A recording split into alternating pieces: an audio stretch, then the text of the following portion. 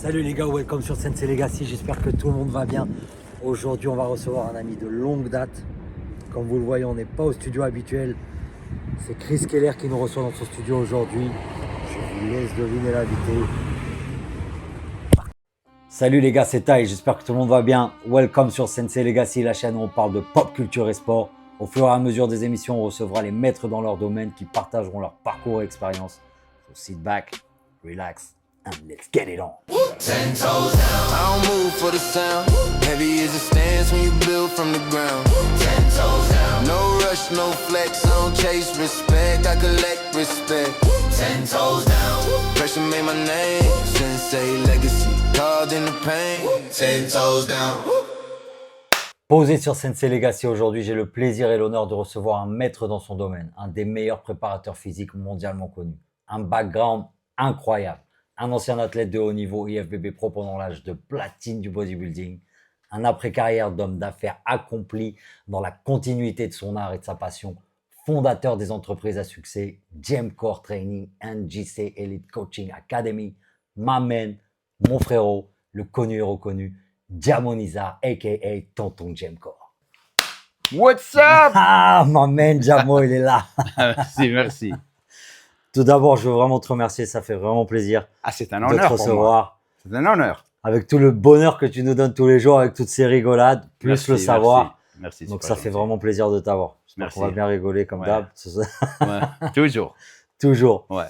Bon, déjà, j'aimerais savoir, à partir du commencement, Ouais. tu es né en Algérie. T'as toute la nuit parce que ça peut prendre toute la nuit. Hein. On va mettre toute la nuit, les gars. Toute la Parce nuit, que ouais. là, il y a de Ouais. l'expérience, il y a de Ouais. l'expertise, il y a des anecdotes, il y a de l'histoire, il y a beaucoup là. Ouais. Je te laisse Avec te plaisir. présenter, nom, prénom, où t'es né. Alors, mon nom c'est Jemshid Nezar Kebaili. Mais depuis l'âge de 3 ans, ma mère commençait à m'appeler Jamo, mes tantes. Donc, je suis né à l'est de l'Algérie, à Batna. Et j'ai vécu là-bas jusqu'à l'âge de 7 ans. De 7 ans à 9 ans, on a déménagé à Oran, à l'ouest. Ok. Et de 9 ans à 23 ans, j'ai vécu à Alger, centre. De 23 ans à 33 ans, j'ai 33 ans, non 35 ans. J'ai vécu en Angleterre. C'est là où j'ai. Attends. Ouais. Step by step. Step baby. by step. Ouais, vas-y. Vas-y. D'abord, moi, je veux savoir, quand tu étais petit, Ouais. c'était quoi tes passions, comment tu étais à l'école, que si t'étais un enfant turbulent, si tu étais Non, pas du actif, tout. Pas si du tout. t'étais, tu vois, ça, je veux savoir ça. J'étais l'enfant très gentil. J'écoutais mes tantes tout le temps. Jusqu'à l'âge de 7 ans, j'étais le favori parce qu'à chaque fois qu'on me demandait de faire quelque chose, je le faisais. Serviable. Très serviable. Et lorsque j'ai déménagé à Oran, j'ai commencé à faire un peu de sport. Ok. J'ai foot, bien sûr, un petit peu. Après, j'ai fait un petit peu de voile. C'est parce qu'on habitait à côté de la mer. Et lorsque j'ai déménagé à Alger, c'est là où le foot. Algérie, tu vas en Algérie, tu joues au Ouais. foot. Qu'est-ce que tu vas faire? T'avais quel âge à ce moment-là? quand t'as été piqué 9 par le ans, foot 10 ans, 11 ans, foot, basket, courir, pompe de temps en temps. Et après, lorsque je suis arrivé à 14 ans, 15 ans, je faisais la planche à voile. Donc, t'as beach touché un peu volleyball. à tout. Un peu à tout. À tout. D'ailleurs, dans le sport, ce qu'on dit, c'est le mieux pour les enfants, pour développer la Exact- motricité exactement. avant d'être athlète de haut niveau dans un sport Exactement. spécifique. J'ai touché à tout, athlétisme, handball, basket un petit peu. Et le football, c'était ma passion. Je voulais devenir un footballeur. D'accord. Et après, j'ai commencé à faire de la danse, break dance. Sérieux? Sérieux. Vers quel âge t'es arrivé dans le break? 16 ans. Break dance machine, tu te rappelles et tout. Bien sûr, Et break je- machine, tout. break Donc, machine t'étais et dans tout. le début du break. Ouais, t'as vu. Ouais. Début des années 80. Obsédé. Pendant 3 ans. D'ailleurs, c'est ce qui m'a donné ma Électrique physique. Bougalou. Électrique Bougalou et tout ça là. Et c'est ce qui m'a donné ma physique. Parce que j'étais plus bon sur le sol avec tout. Quoi, t'étais breaker à la base? À breaker, frérot. Breaker. C'est ça qui t'a donné un C'est ce physique. qui m'a donné le physique. Et après, je faisais de la planche à voile. Et un jour, j'étais à la plage avec mes amis. Et il y avait une bande de bodybuilders, les gars, bodybuilders énormes. Et Là, t'avais quel âge à ce moment-là? 18 ans. 18 ans. 17 ans, 18 ans. Donc, c'est là où tu vois des bodybuilders pour la première Pour fois. la première fois. Ok. Un de qui était le frère, un de mes meilleurs copains, était énorme. Il me regardait comme ça, il m'a dit, toi, tu peux vraiment devenir un professionnel. J'ai dit, ah, regardez-vous, bande de frimeurs, on dirait des coqs, en train avec l'huile et tout. Et un jour, durant le ramadan, mon ami, ils allaient partir à la salle de gym. Ok. Il m'a emmené là-bas. J'avais rien à faire. Je rentre comme ça, salle dégueulasse, ça puait, la chaleur en Algérie, l'humidité. Ils ont commencé à faire des cœurs, le développé couché. Après, tu vas essayer. On était tous en claquettes, sérieusement, c'était marrant. Là, tu as senti qu'il y avait une ambiance de dur. Non, non, non, même pas. Même pas. Moi j'étais arrogant. J'étais, ah, regarde, ils m'ont mis la barre et 5 kilos de chaque côté. Attends, je te coupe. Oui. À ce moment-là, tu savais ce que tu voulais faire dans la vie ou pas? Pas encore, Pas encore. Ok. pas encore. D'accord. On était, qu'est-ce que tu fais en Algérie en été? Tu t'ennuies, tu fais rien. Ok. Ok. Si tu es à la maison, qu'est-ce que tu fais rien. Si ce n'est pas le football, tu fais rien. Donc, ils mettent 5 de chaque côté. La barre 10 kilos, 5 de chaque côté. Je me dis, non, je leur dis, mettez 10 de chaque côté. C'est la première fois que je prends une barre, sérieusement, les gars. Et je la prends comme ça, et je fais une. Elle est tombée sur mes packs. Elle était pas vide là-bas quand même, si? Elle avait 10 de chaque côté. 10 de chaque côté. Moi, je faisais des pompes. J'ai jamais soulevé des poids. Et après, ils ont commencé à T'as vu le rigoler. déséquilibre au début? Ouais, il n'y avait pas Il n'y d'équilibre. avait pas d'équilibre. Tu pousses avec une droite, la plus gauche. Ça part la dans tous gauche, les sens. Ouais. Et ce qui était marrant, c'est que mon ego, ils sont en train de rigoler. Après, je dis, bande de cons et tout. Je me lève, il réduit le poids. Et après, je commençais à m'adapter. Après, j'ai fait quelques presses, quelques curls. Le lendemain matin, je me réveille, frérot. Mais le mal, et c'est T'as senti Tant- la courbature. la congestion et la sensation, courbature. la Et je me congestion. suis dit, shit, man, ça va pas Ah, partir. t'as senti la congestion. La congestion. Avant la courbature, t'as déjà La congestion qui voulait pas compris partir. cet tu effet sais. de congestion. Mais tu sais quoi, ça? J'ai commencé à dire, wow. Et je suis tombé amoureux de la congestion. Ça, c'est incroyable. C'est ça, le bodybuilding, les gars, la musculation, c'est le pump, la congestion. Et Et l'obsession. pour comprendre la congestion dès le début, c'est que tu avais le feeling pour ça. Eh frérot, et l'obsession Parce commence. qu'en général, les gens, c'est la courbature après, tout ça, Ouais, cette ils mentalité ont, un peu ah fragile, mon tout Dieu, ça. ça fait mal et Et là, tout. tu as senti la dureté La du truc. dureté, après, je pouvais plus me laver, tu sais, c'était comme ça, parce que les biceps, j'étais tellement congestion, j'avais mal. Mais c'était un feeling qui était excitant pour moi, tu vois. Bien sûr. Et après, l'obsession, frérot. 2 heures dans la salle de gym, 1 heure chez moi le soir lorsque tout le monde dort. Pendant 1 an, 2 ans, 3 ans. Après 1 an d'entraînement, j'ai dépassé la plupart des gars dans la salle de gym. Les monstres, hein. Enfin, quelques-uns qui étaient là-bas depuis longtemps. J'ai pris, je crois, 10 kilos, 12 kilos. Et sec, hein, naturel, j'ai rien touché. Ça veut dire les mecs qui s'entraînaient, Ouais, tu les dépassais. j'ai dépassé quelques-uns, pas Maintenant, tous. moi, ce que je veux savoir à ce Oui. moment-là, tu avais un coach. Coach, fuck coaches, man. Fuck coach. Moi, j'ai Tout seul. on va parler de ça dans le futur. Mais seul, moi, je connaissais pas. Je me basais avec mes amis, les magazines. Et on avait quelqu'un qui nous disait comment faire les exercices. Tu étais Les- avec un pote à ce moment-là? Des potes, on était 3, 4, on Ok. partait le matin. Des potes d'enfance, des potes que tu D'enfance étais à et la tout. salle? Ouais. Des potes d'enfance que tu ouais, connaissais d'avant. ouais. Et je marchais pendant 1 heure. Et eux, tu les as dépassés aussi. Ah ouais. Tu avais plus de niveau. Ouais, que les gars. plus, Ok. dépasser tout le monde. Et je marchais pendant 1 heure pour aller m'entraîner pendant 2 heures. Et je marchais encore pendant 1 heure. 4 heures.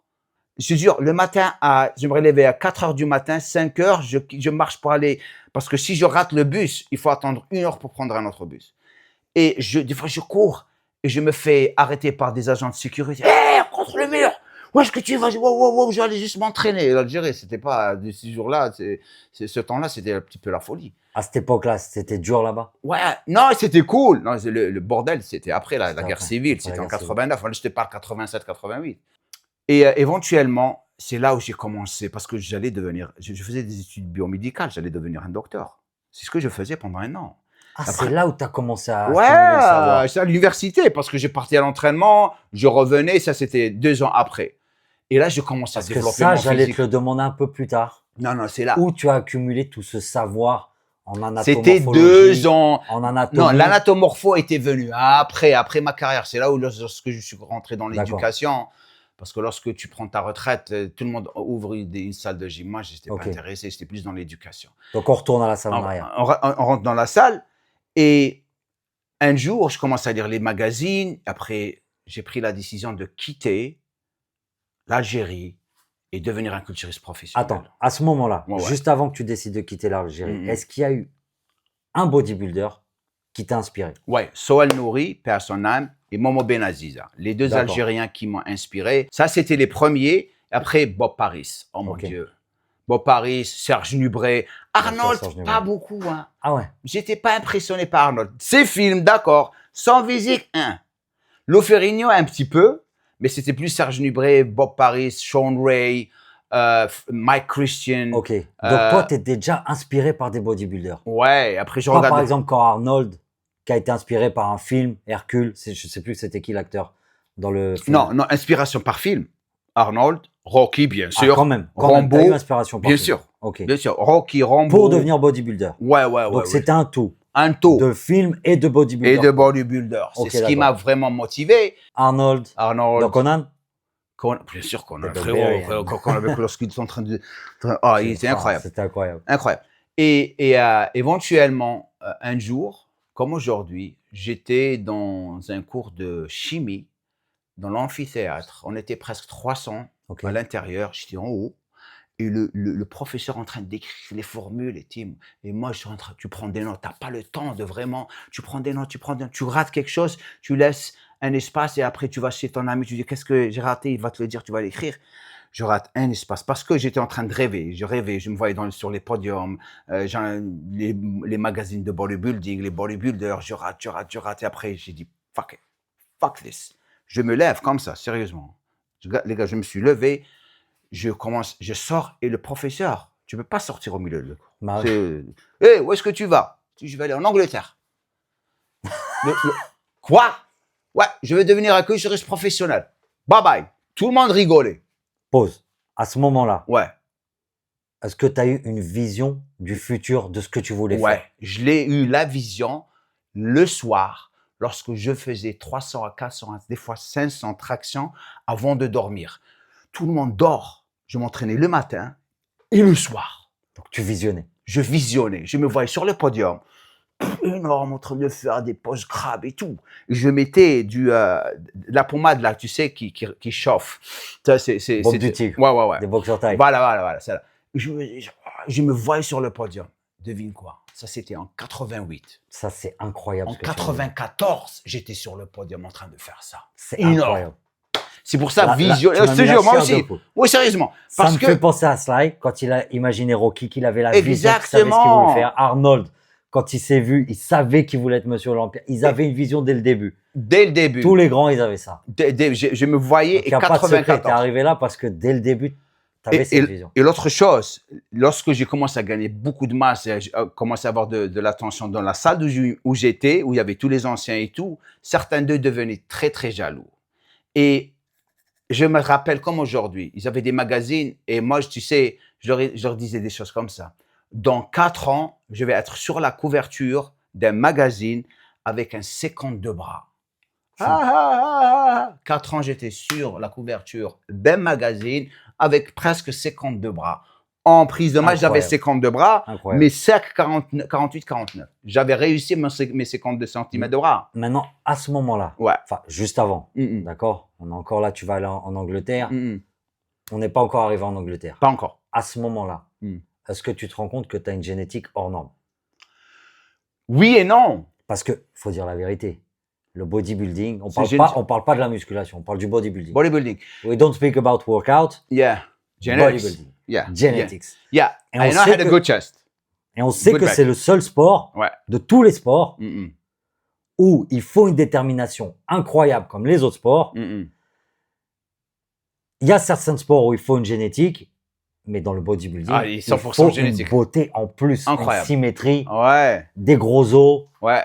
tout ça. Par exemple, moi, quand j'ai voulu, c'était mon rêve d'être bodybuilder. Mm. J'avais commencé quand j'étais jeune, tout ça. Et je me suis vite rendu compte que j'avais pas Mhm. la génétique. C'est pour ça que je me suis tourné vers les arts martiaux, Mm. parce que j'ai vu que j'avais pas la symétrie. Ouais. J'ai vu que j'avais pas les Il faut os. être très unique. Donc, très, très il unique. faut être très unique. Mm. Il faut être quelqu'un d'exceptionnel. Mhm. En plus de cette discipline monstrueuse, Et qui sacrifice. n'existe, et sacrifice, Sacrifice. qui n'existe que dans le bodybuilding. Ouais. Est-ce que toi, tu t'es rendu compte de ça avant de partir en Angleterre? Je vais te dire quelque chose. Maintenant que tu me parles, tu me fais rappeler beaucoup de choses. Lorsque j'avais quitté l'Algérie pour l'Angleterre, je savais que j'avais un physique. Mais j'étais plus motivé par réussir au lieu de penser à mon physique. Je savais que je gagnais de la masse, j'étais bien, mes jambes étaient faibles, mes mollets étaient faibles. Oui. Mais le jour où j'ai... C'est maghrébin, mon frère. Ouais, maghrébin. Comme moi. Les mollets, on n'a Ouais, pas de mollets mollets. hauts et perchés. Mais après, je les ai développés. J'arrive dans les salles anglaises, Gold's Gym, là où il y avait Rocky, Ok. Dolph Lundgren s'entraînait là-bas. Tous les stars, lorsqu'ils venaient En Angleterre. en Angleterre, à Covent Garden, Ok.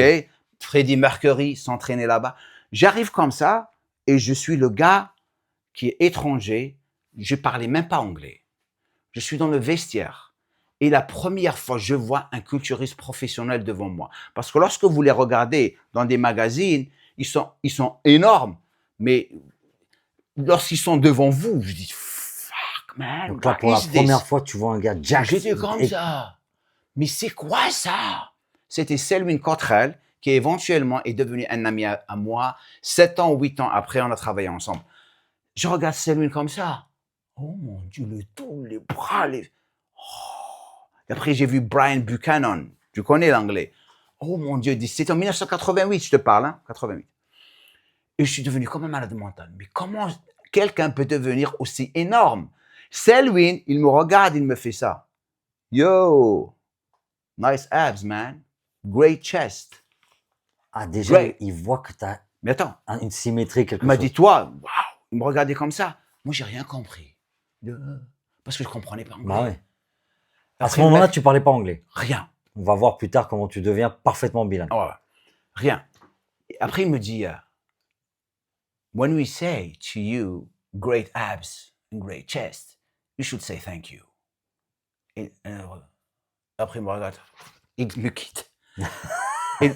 Parce que moi, j'ai pas compris. J'avais pas compris. J'avais pas compris. Et mon ami, je dis, hey, excuse me, il dit, no, he can't speak English, you know. Il m'a dit en arabe, en algérien et tout. Ah, je dis, ah, thank you, thank you, thank you. Merci beaucoup, merci, merci. Après, il me regarde, il quitte. Après, je commence à m'entraîner. Et je commence à côtoyer tous les pros qui arrivent après un énorme libre. Je voyais tout. Donc là, tu es encore dans la vision du rêve. On n'est pas encore dans l'IFBB Pro. Non, je suis Ah, pas pas encore dans ta le carte. rêve. Je suis dans ça. Écoute bien ça. Je suis à réussir. Il faut que je gagne des sous. Oui, c'est pas un rêve. Tu es déterminé. Tu as Je ta suis vision. déterminant, j'ai ma vision, mais il faut que je bosse. Il faut que je me fasse de l'argent pour pouvoir soutenir ce que je fais. Donc comment tu fais à ce moment-là? J'ai plongeur, Plongeur. dans chef, je nettoyais tout, j'ai galéré. Hard way. Hard way. Et je mangeais. Ce qui m'a arrangé, je travaille dans les restaurants. Donc la bouffe, je mange des restaurants, les steaks, les gens, ils restaient, ils mangeaient pas leur steak. Je prenais des assiettes, je le prenais avec moi. Donc j'avais la bouffe gratuite, tu vois. C'est ce qui m'a aidé. À ce moment-là, tu Naturel. savais pas vraiment t'alimenter. Je savais pas, je mangeais tout. Ok. Naturel. Naturel. Pas de stéro. Là, je croyais que tous les mecs autour de moi étaient naturels. Exactement. Je connaissais pas les Bah stéros. oui, bien sûr. Je connaissais pas les stéros. Éventuellement, il y a un gars qui m'approche. Il me dit, yo man, I like the way you train. I want to train with you. And I was like, what? Il dit, j'aime bien comment tu es. J'aimerais m'entraîner avec toi. Je dis, oh, ok, tu peux t'entraîner avec moi. Un jeune, 21 ans. Après, il me fait ça. Il me fait, mais j'aimerais commencer à février. Because I'm off right now. I'm off cycle. Cycle. So, Je sais pas ce que c'est encore. je connais pas ça. Le cycle. Après, il commence à s'entraîner avec moi. On est devenus amis. Je vois le mec, après 2 semaines, 3 semaines. What the fuck, man? Il est venu commencer à faire 20 kilos de chaque côté. Après 70 kilos. 3 semaines, il fait 3 disques de chaque côté. 10 répétitions. Mais j'ai jamais fait 3 disques de chaque côté. 2 disques, je faisais 8, 10. Ah! Et lui, il croyait que j'étais sous stéro. Je dis non, j'ai jamais pris de stéro. Ouais, Ah, bon. il dit, ah. Je dis sérieusement, j'ai jamais touché. Et maintenant, Donc tu avais une force hors du commun déjà. J'étais Un peu comme Ronnie Coleman quand il décrit qu'il non, avait plus non, de non, force que les autres. non, non, pas aussi comme Ronnie. Ah, non, aussi, Ronnie, lui, c'est Ronnie, the frérot. freak of freak. J'étais traction. personne ne me battait. C'est comme ça que j'ai développé la large. Mes tractions, je faisais 50. Je pouvais faire... Non, parce que là, vous vous rendez pas compte, les gars. En vidéo, il est bien, mais en vrai, c'est quelque chose. Ah, mais c'est 58 ans maintenant, donc mais 58 ans. je tiens le coup. Mais ce qui était intéressant, c'est vous regarder comment les gens s'entraînaient, j'apprenais. Là, j'ai pas encore fait de compétition, hein. Pas encore. Mais Et est-ce que tu as ce mental? Apparemment, d'après ce que tu me décris, tu as déjà le mental du compétiteur. ouais. Et ça, je te pose juste une petite question, on fait une petite parenthèse. Est-ce Hmm. que tu penses que le mental du compétiteur, c'est quelque chose que tu peux développer ou tu l'as pas? Moi, je crois que c'est les circonstances qui développent ça et ce que tu veux faire dans ta vie. Si tu veux vraiment quelque chose, c'est l'environnement qui va jouer un très, très grand rôle et ne pas écouter ou les gens qui sont négatifs. Moi, je me suis renfermé en moi-même. Jusqu'à maintenant, je le fais parce que par rapport à mon business, par rapport Et la à tout vie ce que je dure, fais et la le coup culture, dur. tout. Voilà, il faut souffrir parce que si tu C'est ne ça souffres qui te pas, rend, qui te donne un mental de compétiteur. ouais, il faut souffrir parce que si tu Une es vie trop prêt, facile, ouais, trop facile, oublie. tu peux pas Hier, être compétiteur. Tu peux non, être autre chose, mais non, compétiteur, ça passera non, pas. non, parce que il Comme elle dit faut, ma mère en arabe, oui, Darbabounia. Darbabonia, voilà, Darbabonia. Mais donc je commençais à rentrer dedans et un jour, mon ami dit voilà, il y a une compète, il faut que tu la fasses. Ah, frérot, Première compète. première On est compétition. en quelle année? 89. Et t'as quel âge? J'ai 23 ans. 23 ans, première 23 compète. ans, 23 ans. Donc, Et tu es loin de ta maturité musculaire. loin, très très loin. C'est ça la vie. Regardez cette photo, c'est là ma première compétition. Là, tu vois déjà dans cette photo, j'arrive, je commence à préparer une compète. On me dit comment la prendre. J'ai consommé des stéroïdes. J'ai commencé à consommer des stéroïdes un petit peu Donc là, tu naturel. consommes les stéros. Non, oui, dans la Bon, première compète, j'ai Dans la commencé première, un tout petit peu. peu. Un tout petit peu. Maintenant, ça, c'est important de Ouais. savoir à Comment quel moment. passer, Comment passer. Alors, j'ai Par fait. exemple, juste une petite parenthèse, Ronnie Coleman, Ouais. il te raconte la première fois qu'il prend des stéros, il perdait toutes les compétitions. Il ne comprenait pas qu'est-ce qu'ils avaient les autres. Et il va voir Flex Wheeler. Et lui dit, Flex Wheeler, il injecte. il injecte. Et c'est comme ça qu'il commence et qu'il commence à rentrer dans le circuit. Mais Toi, comment ça s'est passé? moi, mon ami avec qui je m'entraînais, il les prenait, je voyais qu'il explosait. Après, moi, ma mère, elle savait qu'il y avait des hormones. Je ne veux pas toucher les hormones, mon fils. Si tu le fais, je vais me faire Ouais. vraiment malheureuse. Et c'est pas, je veux pas que tu aies des problèmes et tout. Je dis Bien non, sûr. en même temps, on fait pas. Et après, lui, il commençait à me parler. Je dis, écoute, il m'a dit, je veux le faire naturellement. Il a commencé à rigoler. Il m'a dit, Tu as impossible. dit, c'est pas possible. Aucune chance. Il m'a dit, tu as une bonne génétique, impossible. Moi, je prends un tout petit peu. Donc là, je tu me rentres dans le protocole je rentre dans le professionnel, protocole professionnel. compétition. Non, pas encore pro. Je suis pas encore pro là. T'as pas encore ta carte FBB Pro. Non. Sachant qu'à l'époque, c'était pas ça- comme aujourd'hui. Ah là, La carte frérot, FBB Pro, c'était les vrais pros. c'est les vrais pros. Moi, je te parle, ça, c'est 10 ans avant d'avoir ma carte pro. On est en 89, je l'ai eu en D'accord. 99. Ça m'a pris 10 ans pour l'avoir. Ok. Donc, on commence. Donc, il me dit, voilà. Donc, je décide de prendre un tout petit peu. Je prends du DK, je crois, et un tout petit peu de Dianabol. Et moi, je me suis dit, il m'injecte un tout petit peu. DK et Dianabol. Dianabol, Ok. tout ça, c'était la base. Le lendemain matin, je me réveille et j'étais avec lui. Je commence à miroir. Je croyais que j'allais grossir directement, moi. Regarde comme ça, il commence à rigoler. Il commence à rigoler. Il dit, pauvre con, ça ne va pas arriver. Une semaine après, je commence à sentir des choses différentes. La congestion qui ne part pas. Fuck. Je commence à devenir un petit peu. Des choses que j'avais des problèmes avec commencent à devenir faciles. Après, tu commences à devenir de plus en plus chaud, tu vois. Je sortais avec une fille, je n'arrêtais pas de la baiser comme un malade mental. C'est quoi ça? Parce que là, c'est testo. Après 6 semaines, 8 semaines, j'ai arrêté cold. J'ai eu une dépression parce que je ne savais pas comment vraiment les faire proprement. Pour rendre l'histoire. Donc là, tu n'avais pas quelqu'un qui te suivait là-dessus. Non. J'avais C'était à aucun l'arrache. savoir. Aucun savoir, mais je puisais des personnes qui connaissaient Ok. autour de moi. Donc, tu n'avais pas vraiment encore des professionnels, Non. des gros compétiteurs autour Non. de toi qui te disaient, il faut faire ça. Non. Ok, d'accord. Et après, j'ai fait ça. Et après 6 semaines, 8 semaines, il y avait la camp. Non, 3 mois ou 4 mois après, j'ai continué à m'entraîner naturellement. Et j'ai regagné un petit peu. La dépression était partie. Après, on décide de faire une compétition. Je décide de faire la compétition. Je prends juste un tout petit peu, pas beaucoup. Et je m'entraîne. J'arrive à la compète. Ça, c'est le show, ça s'appelle The Stars of Tomorrow. C'est là Ok. où les plus grands champions anglais sont venus. J.D. Dawood, Ian Harrison, Annie Taylor, moi, Don Inès était venu du Nord. Et avant de commencer la compète, le président de l'IFBB dit, est-ce qu'on a besoin de quelqu'un pour tester le light, les lumières, pour voir si on voit bien les physiques et tout. Après, mon ami, il me pousse, vas-y. Je dis, quoi? Il me dit, vas-y, pose, ils veulent juste tester, enlève tes trucs, les lumières. J'enlève mes freins comme ça, et le président de l'IFBB, il regarde comme ça, what the fuck? Tu es venu d'où, toi? Tu dois pas être dans ce show, tu dois être dans la finale. C'est-à-dire, la finale. Ça, c'était juste une qualification. Tu t'appelles Donc comment? là, tu te fais repérer. Je me fais repérer. Donc, je fais le show. Par le président de l'IFBB. Directement. Je fais le show. Donc là, les choses sérieuses commencent. Je commence. Je fais le show. Je gagne ma catégorie. Je suis content, j'ai tué tout le monde. Parce qu'on m'a appelé une fois. Pour te comparer, après, ils ne m'ont plus appelé. Et là, on est en 1989. 189. Toujours. On m'a appelé une fois, ils ne m'ont plus comparé. Et moi, je me suis dit, shit, man. Ça veut dire quoi? Ils ne veulent plus me comparer. J'ai perdu. Si on t'appelle une fois, on ne te compare plus, tu as gagné. Tu es le boss. C'est comme ça, les compètes. Les compètes, c'est comme ça. Après, je gagne. Tout le monde est content. Et je pars à la maison. OK. Je pars, je sors de l'amphithéâtre. Il y a des personnes qui courent. Yo, on t'appelle. Je dis quoi? On t'appelle, t'as pas encore fini.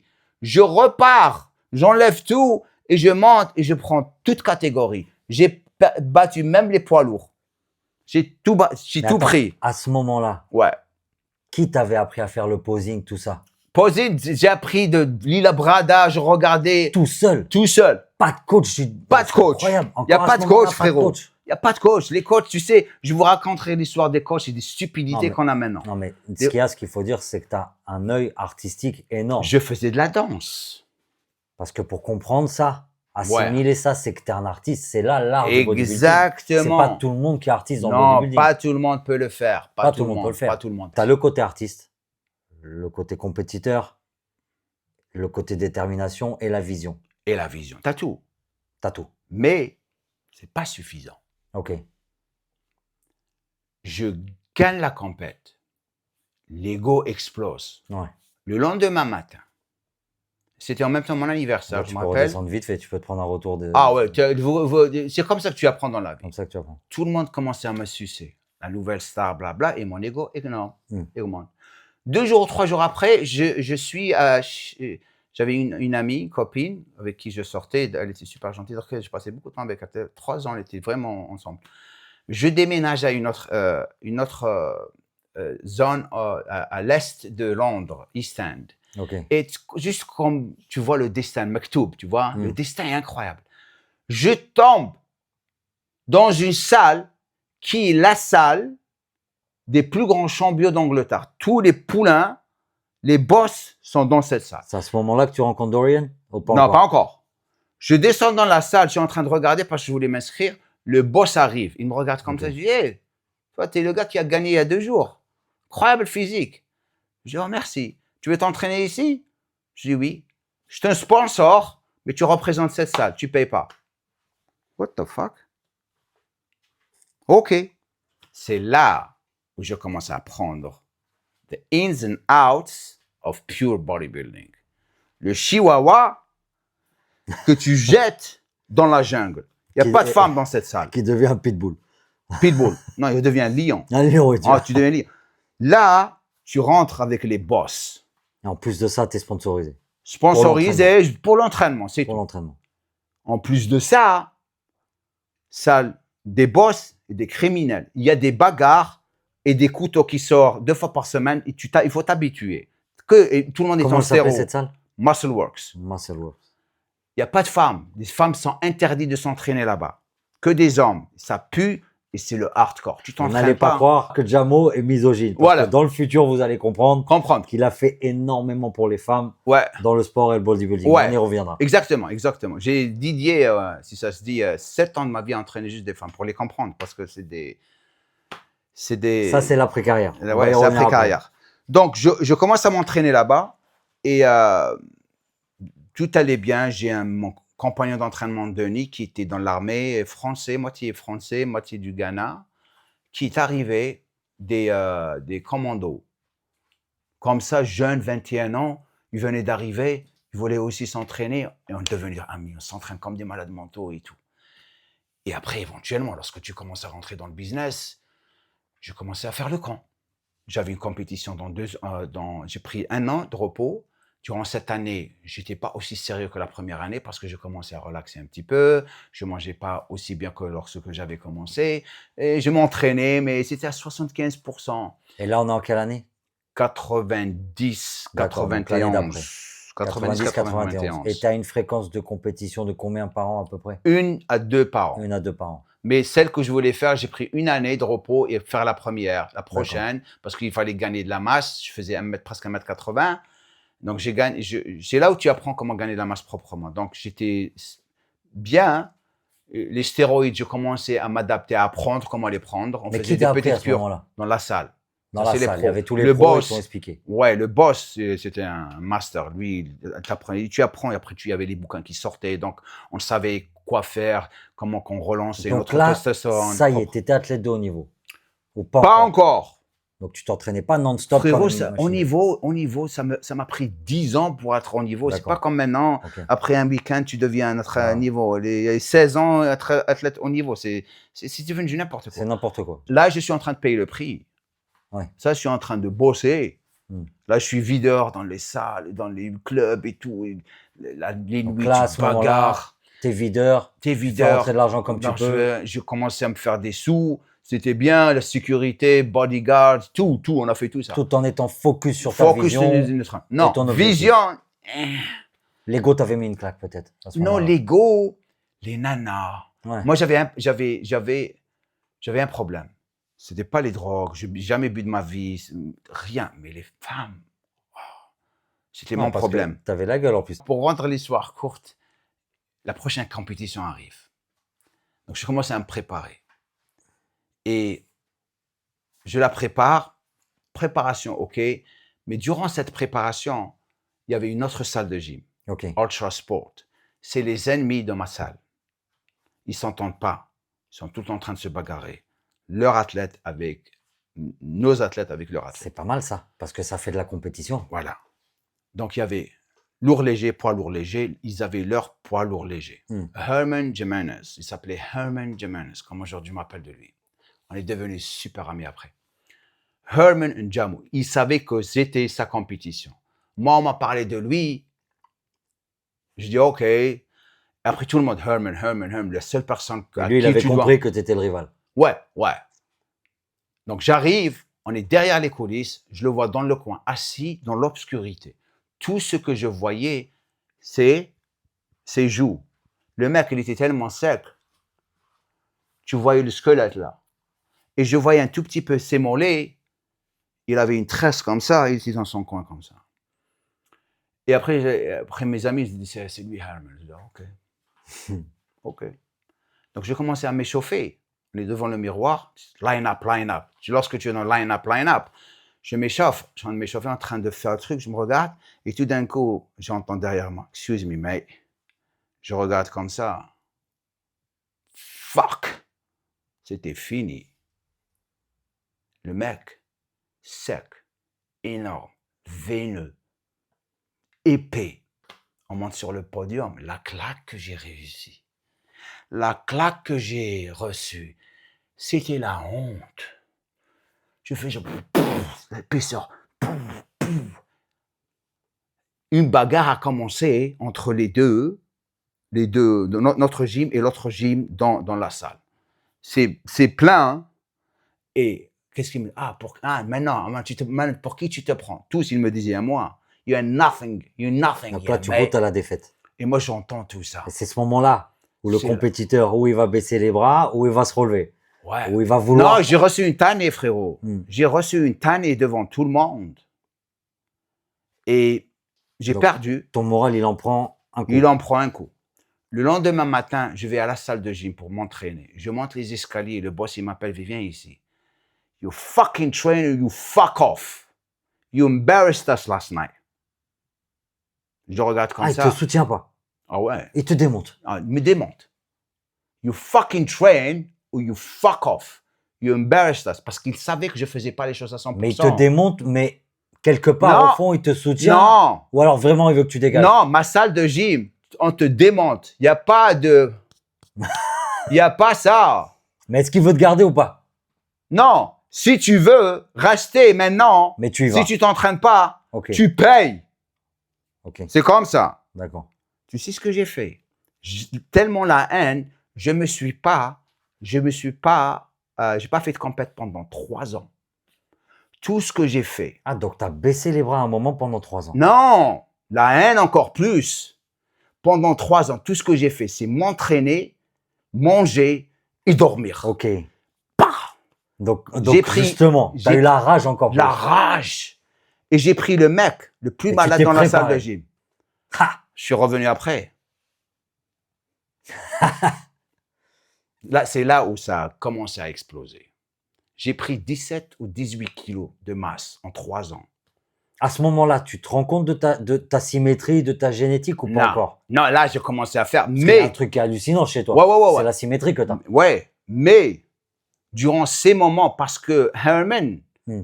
il m'a tellement calmé, l'ego, il m'a tellement Tu étais démonté. concentré sur l'entraînement. L'entraînement, je suis nul. Parce que je connaissais pas mon potentiel, je voyais pas mon potentiel. voyais Tout le pas monde ton était comme potentiel. ça. Mais je voyais pas mon potentiel. Et je commençais à les battre un par un. Pouf, pouf, pouf, pouf. Et je monte, et je monte, et je monte. À 95, je me fais repérer par les Américains. C'est là Ok. où l'histoire commence. Ok. C'est là où ça explose partout à Los Angeles. Tu es à Londres. Je suis Encore. à Londres. T'es pas parti encore. Londres, j'adore Londres. Londres, c'est une Donc, chose importante. Lorsque j'ai pris toute cette masse et j'étais énorme, et j'ai gagné, un ancien, Frank Richard, arrive. Ok. Il me regarde comme ça, il me dit, Jamo, t'es tellement beau, tu vas tellement réussir dans son business, tu t'es fait pour ça. Il sent le potentiel. Ouais, il a vu, il m'a dit, tu vas avoir un seul problème. Tu sais quoi? Les femmes.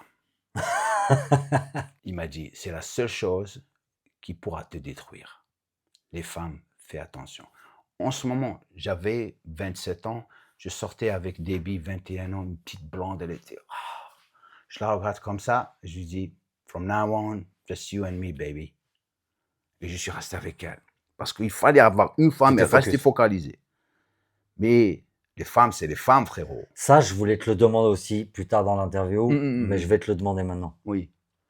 Est-ce que tu penses qu'un athlète de haut niveau, concentré sur la compétition et sur sa carrière, il peut se permettre de fonder une famille avec des enfants, ou tu penses que ça doit venir après, que c'est d'abord la carrière de haut niveau, sachant que ça se termine tôt? Tout dépendra de Par la exemple, GSP, qui était champion de l'UFC, lui, on lui avait demandé ça une fois dans une interview. Je me rappelle, j'avais vu une interview où il disait non, je suis concentré sur ma carrière.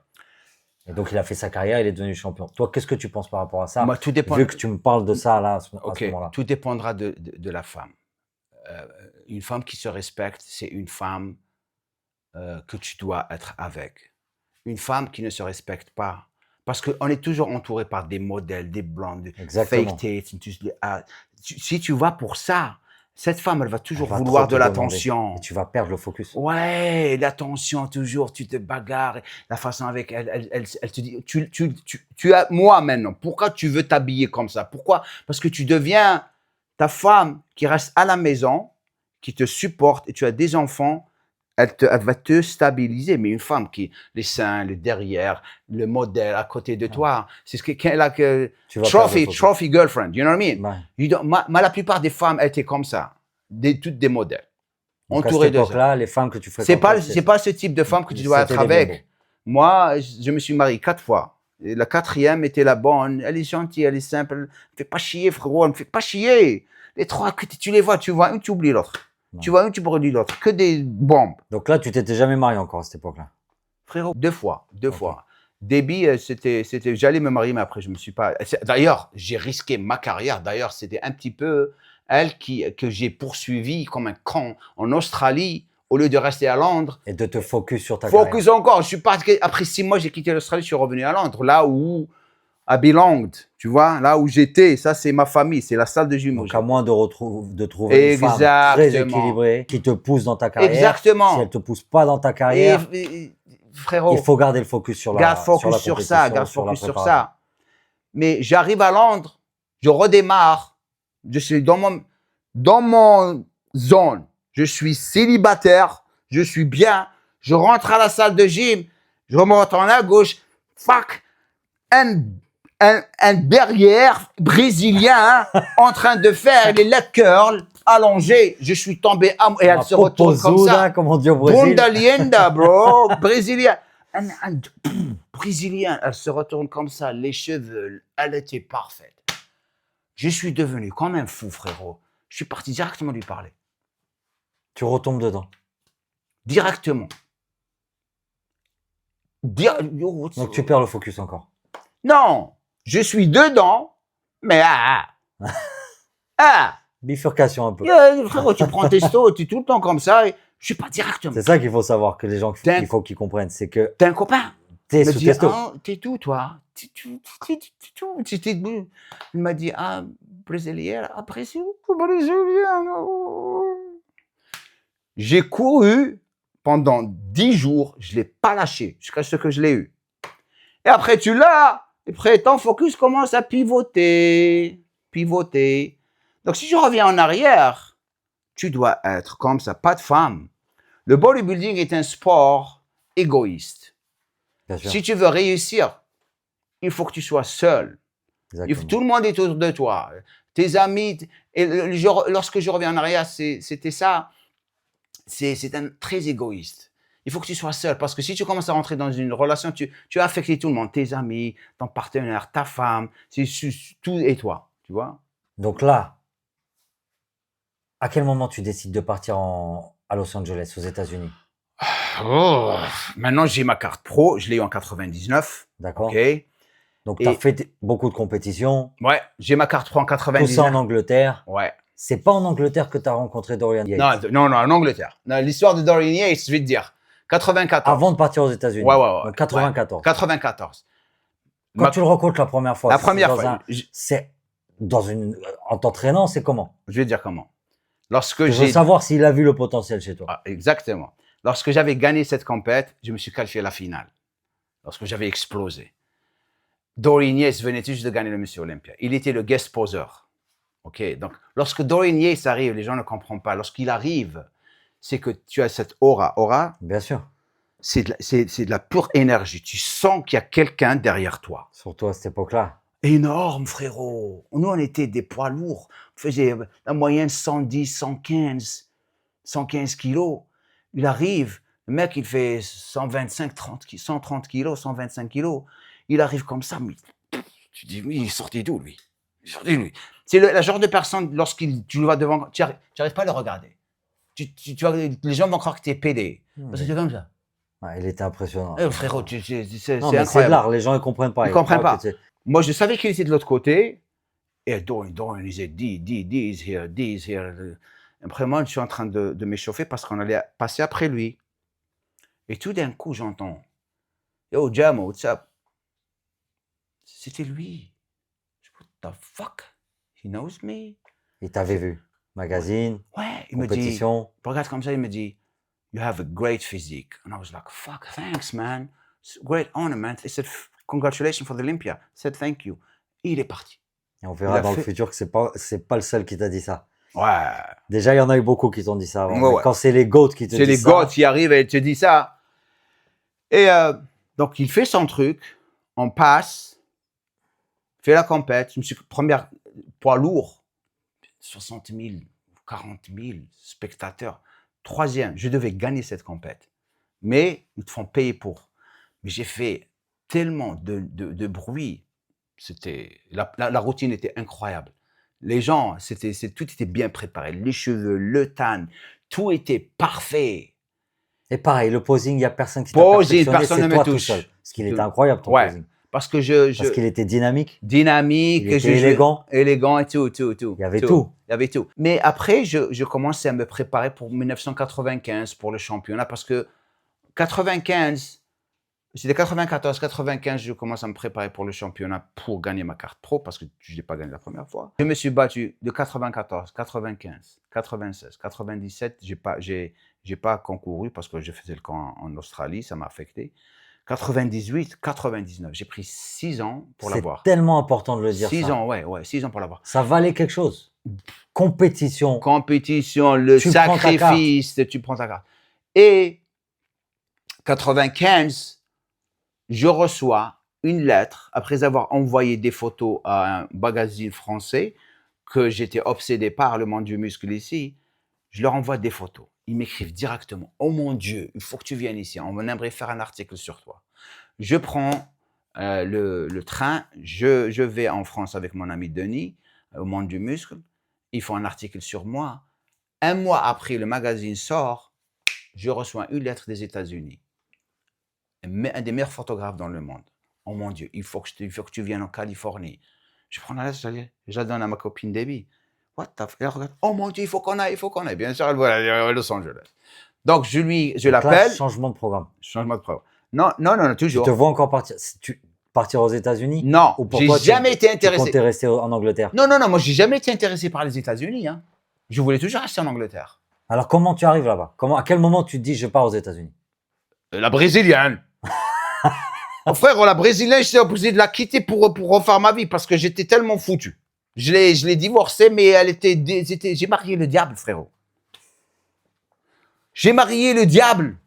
Les gars, les femmes, il y a des femmes qui sont le diable. Je vais dire pourquoi, parce que celle-là Chez était les un hommes aussi, artiste. pour être. Ouais. Il y a le diable partout. Mais il y a des femmes, elles savent te retourner. Ouais, il faut pas me croire que je suis un.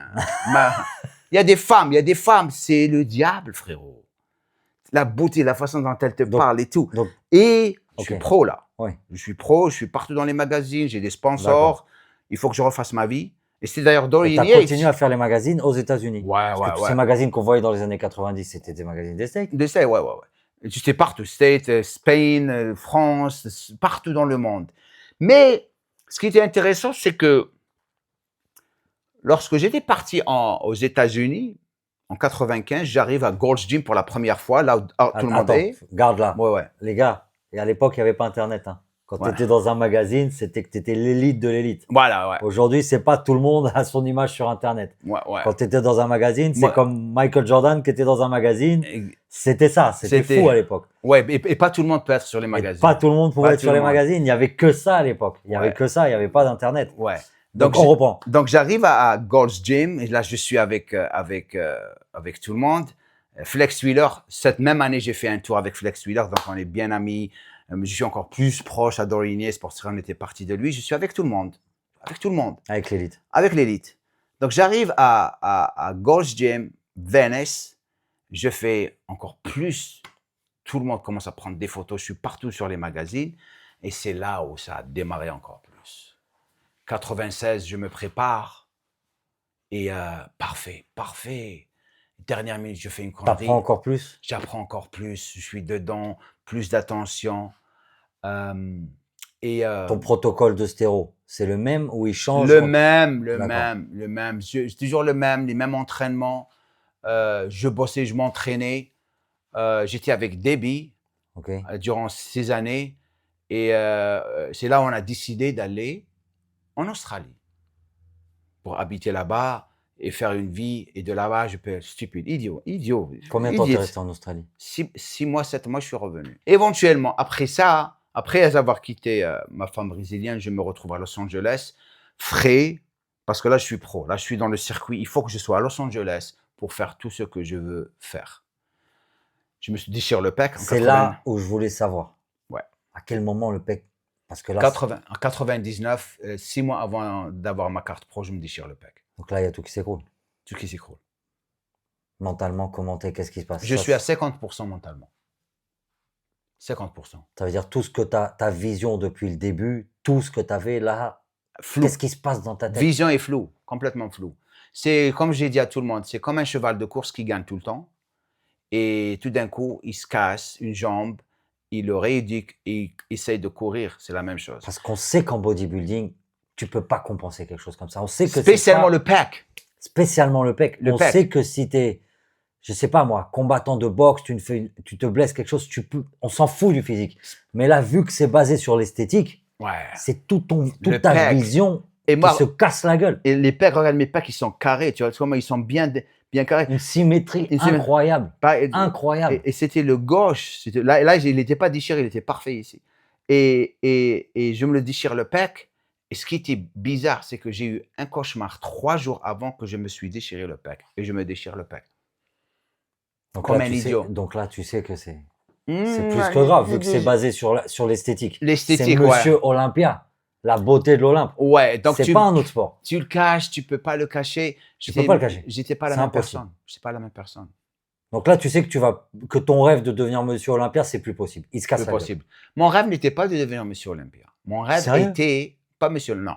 Mon rêve était d'aller prendre une étape à la fois, une étape à la fois, une étape. Step by Comme step. j'ai fait en tant qu'amateur, tous, moi j'arrive, je commence à me débarrasser de un par un, un par un, un par un, un parce par que un, Jamo, jusqu'à ce que tu arrives. avec la génétique que tu Ah avais, ouais, une ouais. symétrie pareille. Ouais, top 3 Olympia.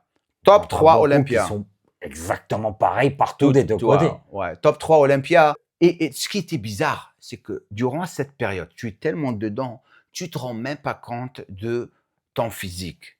C'est après avoir pris la retraite et maintenant que je suis comme je suis maintenant et je regarde les photos, je dis shit man, ça c'était dégueulasse, ça c'est du dégueulasse, pas du sale, dégueulasse. Parce que tu te compares, à eux ils te voient, ils te disent shit, regarde comment il est, et toi tu les regardes et tu te dis comment ils sont.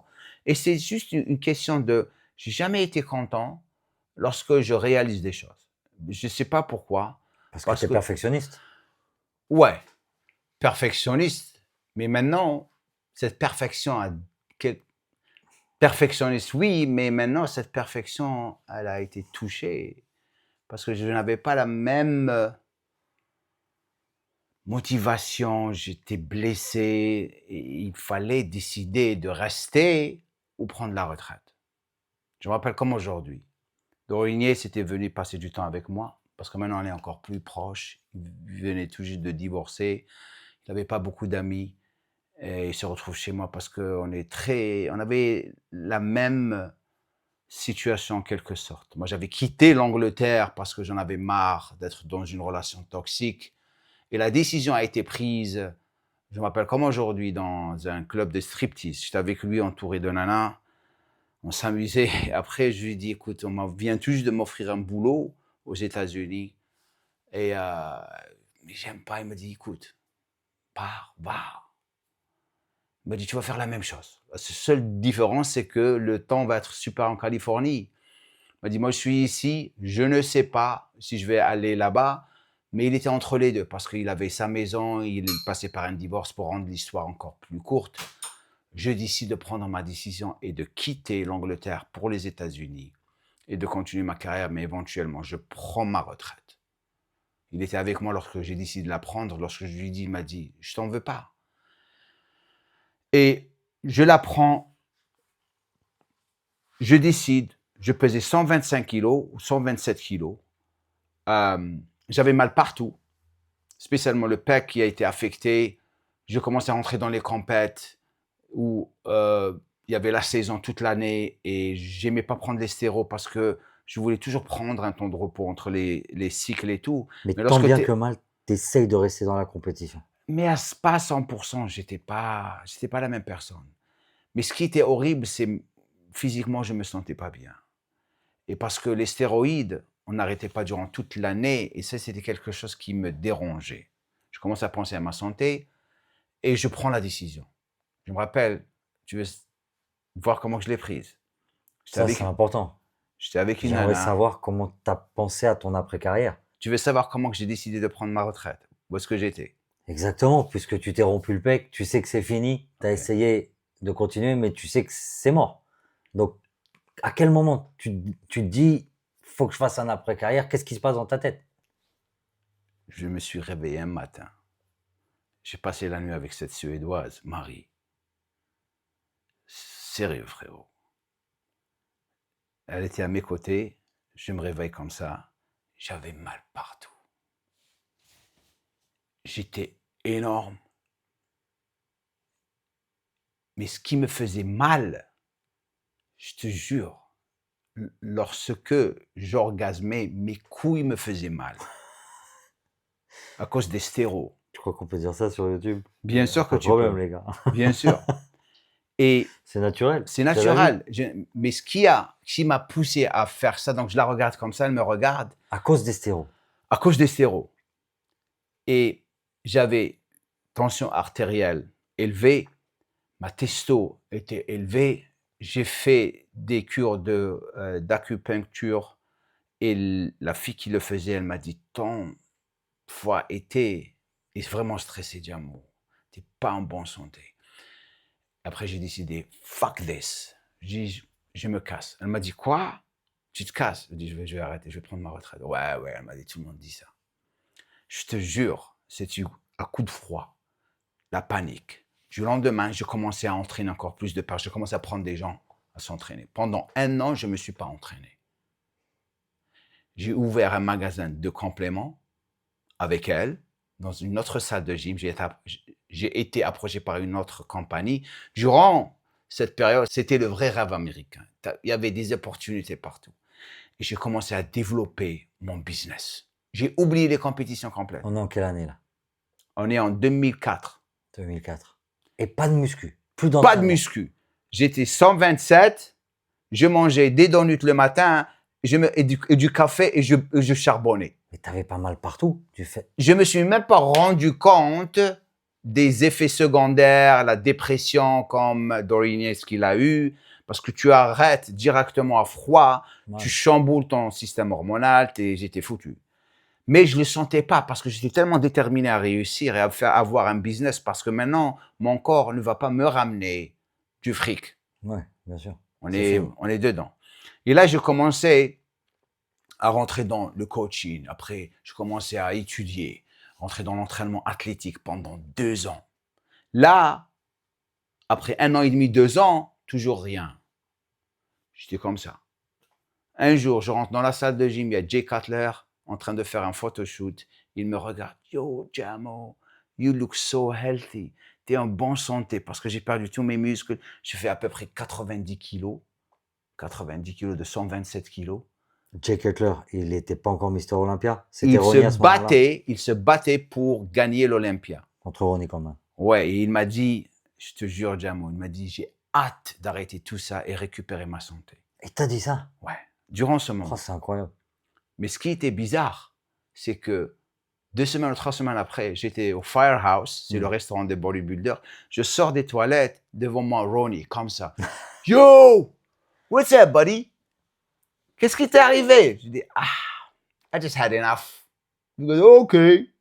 Il rentre, je sors. Et qu'avant, il t'avait déjà rencontré, c'est là où il t'avait dit que t'avais un beau physique. Ouais, bien sûr. Sur une compétition. C'était en Australie. C'est là où on est devenus amis. Mais pendant 1 an et demi, je ne me suis pas entraîné. Le photographe qui m'a découvert pour me présenter au monde entier me voit. Il me dit, shit, qu'est-ce qui s'est passé? Je dis, j'en ai rien à foutre. Je dis, shit, je suis pas content, il faut que je fasse ma carrière. Il m'a dit, écoute, si tu es en shape, en 6 semaines, je te prends en photo pour un magazine français. Il t'aime bien. Et t'avais perdu combien de kilos? Perdu tout, j'étais gras, j'étais foutu. C'est quand ça allait. Maigre et gras. Maigre et gras.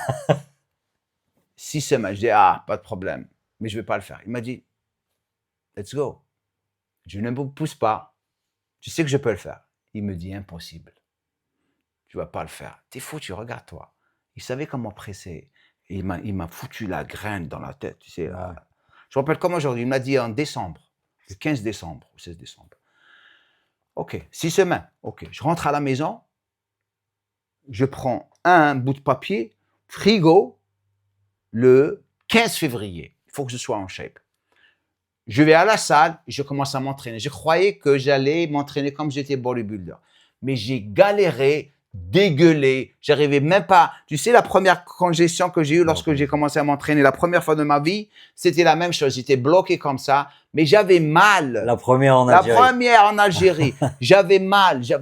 C'était horrible. Je détestais. J'arrivais pas 1 semaine. J'arrivais pas. Je commençais à me poser des questions. Est-ce que je suis malade? J'ai fait quelque chose à mon corps. Tout à coup, Leandro, jiu-jitsu, brésilien, me voit comme ça, je lui raconte, je dis, viens avec moi. Je dis quoi? Viens. Il m'a dit, fuck bodybuilding, man. Fuck bodybuilding, brother. Viens avec moi. Je dis quoi? Il m'attrape. Il m'attrape sur le tapis. Sparring. Sparring. Et après, je m'ouvre. Je m'ouvre. C'est lui qui m'a sauvé, T'as frère. débloqué le corps. Débloqué complètement. Avec du grappling. Et après, des- je commençais à le payer pour me coacher. Tac. Et après, j'ai commencé à revenir vers la muscu. J'étais en shape, Ça, le c'est incroyable. photographe, mais pas la shape que je voulais. Oui. Mais j'étais bien. Tu voyais mes abdos, tu voyais qu'il y avait du muscle. Je crois que je les photos quelque part, il faut que je les trouve. Mais de là, je dis fuck this. Maintenant, ça m'a donné une idée de aller après-carrière, post-carrière, non, pré-carrière. C'est là où tu as une vision d'après-carrière. Pré-carrière. Ok. Je dis, la chose qui m'a fait bouger, c'est que, les bodybuilders, vous êtes tous énormes, mais vous savez pas comment vous bagarrer, vous êtes lourds. Ils ont raison.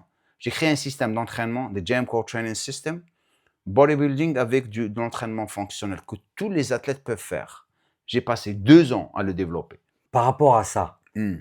tout ce savoir que tu as sur la préparation physique, Mm, mm. qui soit des athlètes de haut niveau ciblés dans tous les sports, pour la préparation au combat, pour le bodybuilding, pour le workout, pour monsieur tout le monde, comment tu as su toutes ces différences? Où tu les as appris ça? C'est avec le temps? Le temps, lire, bouquins, expérience, aller au meilleur, aller aux personnes les spécialistes et commencer à les faire chier pour avoir l'information. Et là, je commence à appliquer tout ce que j'ai appris en moi et sur des clients. Et c'est là où, à 92 kilos, le L'expérience. physique, taillé, parfait, qui peut faire tout, Mm. souplesse, explosivité, balance, stabilité, je faisais tout. Et c'est là où le vidéo iPod arrive. Ça n'existe pas à l'époque.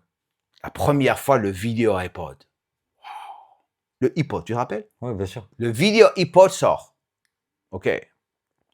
Et je dis, pourquoi pas développer des entraînements en vidéo et les mettre dans les vidéos iPod et avoir des gens qui vont venir regarder et moi, je leur apprends comment s'entraîner.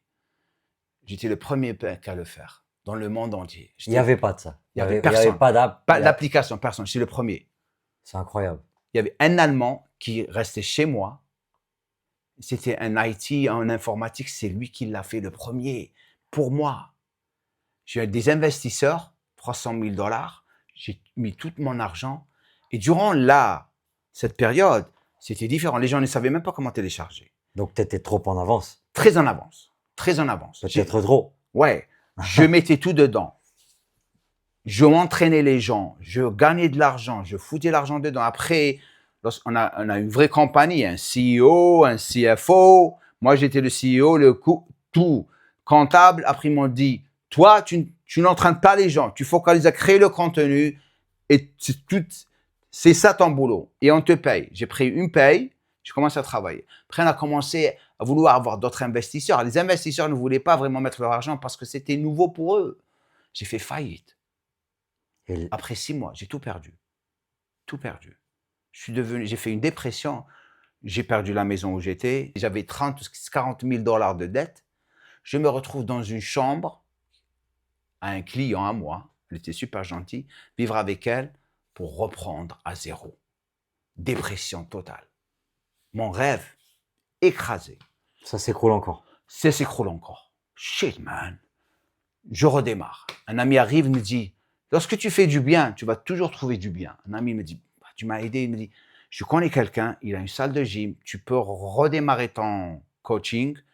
Et je pars le voir, il m'a dit, il n'y a pas de souci. Je te donne un coin. J'ai commencé à appeler tous mes clients. Ils sont tous revenus. J'ai commencé à me faire des sous. Je suis sorti de la maison de mon client qui m'a aidé. J'ai pris un appartement. J'ai payé toutes mes dettes. Tu te relèves, tu redémarres. Je relève, je redémarre. Après, j'ai commencé à entraîner les femmes, bikini. Les bikini shows arrivent. Ça, c'est une question importante que je veux te poser. Mm. Toi, qui as été dans l'âge de platine du bodybuilding, j'aime l'appeler l'âge de platine, moi, cette époque-là, parce que bon, l'âge d'or, on sait que c'est l'époque de Arnold, Frank Zane et tout ça. Ouais. Mais pour moi, l'âge de platine, c'est quand il y avait Ronnie Coleman. Parce que chaque personne sur le podium, il aurait pu être Mister Olympia. Ouais. C'était incroyable cette époque. Le niveau était haut. Donc toi qui as été dans le bodybuilding à cette époque-là, comment ça se fait que tu n'as pas pris un athlète exceptionnel et que tu n'as pas voulu le coacher pour l'emmener à l'Open? Enfin, il n'y avait même pas l'Open à cette époque-là, c'était le Mister Olympia. Comment ça se fait que tu es parti sur la catégorie bikini chez les femmes? Et pourquoi la catégorie bikini? Parce que la première des choses que je n'aime pas faire, c'est donner des stéroïdes à quelqu'un. Je suis contre Ok. le coach pour un bodybuilder professionnel. What the fuck is this? Est-ce que c'est un match de foot ou basket, tu as besoin d'un coach? Non. Bodybuilding, c'est une discipline. C'est toi et le faire, et ton compagnon d'entraînement, et tu apprends ce qui marche pour toi. Je trouve que les gens qui ont des coachs, qui ont des professionnels, ils apprennent rien. C'est des feignants. Ils comptent sur leur coach pour faire le boulot. Moi, j'ai jamais compris ça. Tu sais qui a commencé cette folie? C'est Flex Wheeler. Flex Wheeler avec Charles Glass, Ok. son coach, et ça a évolué de ça. Feignant, pour moi, c'est des feignants. Tu attends ton coach pour qu'il puisse te dire ce que tu dois faire. Ouais. Tu dois toi-même le faire parce que c'est toi et le faire et ton compagnon d'entraînement, comme j'ai dit auparavant. C'est comme ça que tu apprends. Tu apprends rien d'un coach. Et la plupart de ces coachs, c'est tous des scammers. Ils prennent une personne qui a déjà une grande génétique, ils le bourrent de stéroïdes, quelque chose que je trouve que c'est immoral. Certes, j'ai pris des stéroïdes parce que c'était mon physique, ma carrière, mais je ne pourrais jamais donner des stéroïdes à quelqu'un. Donc en fait, c'est par rapport à ton expérience. Mon expérience et Tu veux aussi, tu pas peux pas jouer avec la reproduire. vie des gens. Tu veux pas jouer D'accord. avec la vie des gens. C'est la folie maintenant. Donc les bikinis a commencé parce qu'à chaque fois que les femmes venaient s'entraîner avec moi, elles me regardent et me disent « Oh putain, je veux pas devenir comme toi. » What the fuck? Je regarde comme ça, tu veux pas devenir comme. Donc, mais après, j'étais ennuyé par ça. Après, j'ai commencé à comprendre pourquoi elles ont raison. Parce qu'elles vont assumer que si je les entraîne, je vais les entraîner comme un homme et elles vont devenir comme ça. Alors que c'est la vérité. Tu ne peux pas entraîner une femme la même chose que tu entraînes un homme. Une femme, elle est émotionnelle. Donc, il faut l'approcher différemment par rapport à ses émotions. Un jour, elle est comme ça, un jour, donc, je voulais les comprendre. Nous, génétiquement, Génétiquement on a la testo, différents, elles elles ont n'ont pas. l'œstrogène. Lorsqu'elles ont C'est leurs différent. règles, c'est là où elles peuvent se blesser le plus. Elles ont en ménopause, retention d'eau plus que l'homme. Donc, il fallait que j'apprenne comment les coacher. Tu vois ce que je veux dire? Donc, 7 ans à coacher que des femmes. Et à cette époque-là, la catégorie wellness, elle existait? Non, il n'y avait que bikini. et l'open. Non, même pas. Bikini, Ah, il n'y avait soft. pas les monstres femmes encore. Non. Les femmes monstres, je ne les ai jamais entraînées. Bikini, mais bikini, c'était vrai bikini. Elles ne prenaient pas de stéro. Elles étaient bien comme une vraie bikini, des nanas que tu vois dans les plages. Maintenant, bikini, elles sont toutes bourrées en stéro. C'est stupide. Ah, aujourd'hui, elles Bien sûr. Bourrées en stéro comme pas possible. Elles sont horribles. Durant ma période, elles étaient soft, comme des vraies femmes. Donc, j'ai commencé à entraîner les bikinis pendant 2 ans, les préparer. Des filles commençaient à gagner les compètes. Après, je me fais approcher par Miss Californie, Mrs. Phelps, qui est devenue la femme de... Donc, je l'entraîne et je la prépare pour Miss Californie pageant, tu sais, là. Elle gagne. La femme de Michael Phelps? La Miles de femme, Nicole Johnson. Après, je commence à être approché par des stars. La femme de Magnum, Tom Selleck. Tu te rappelles Tom Selleck et tout? Magnum. Ouais, après la femme de Tiger Woods est venue dans ma salle de gym. Et après, je commence à vraiment rentrer dedans.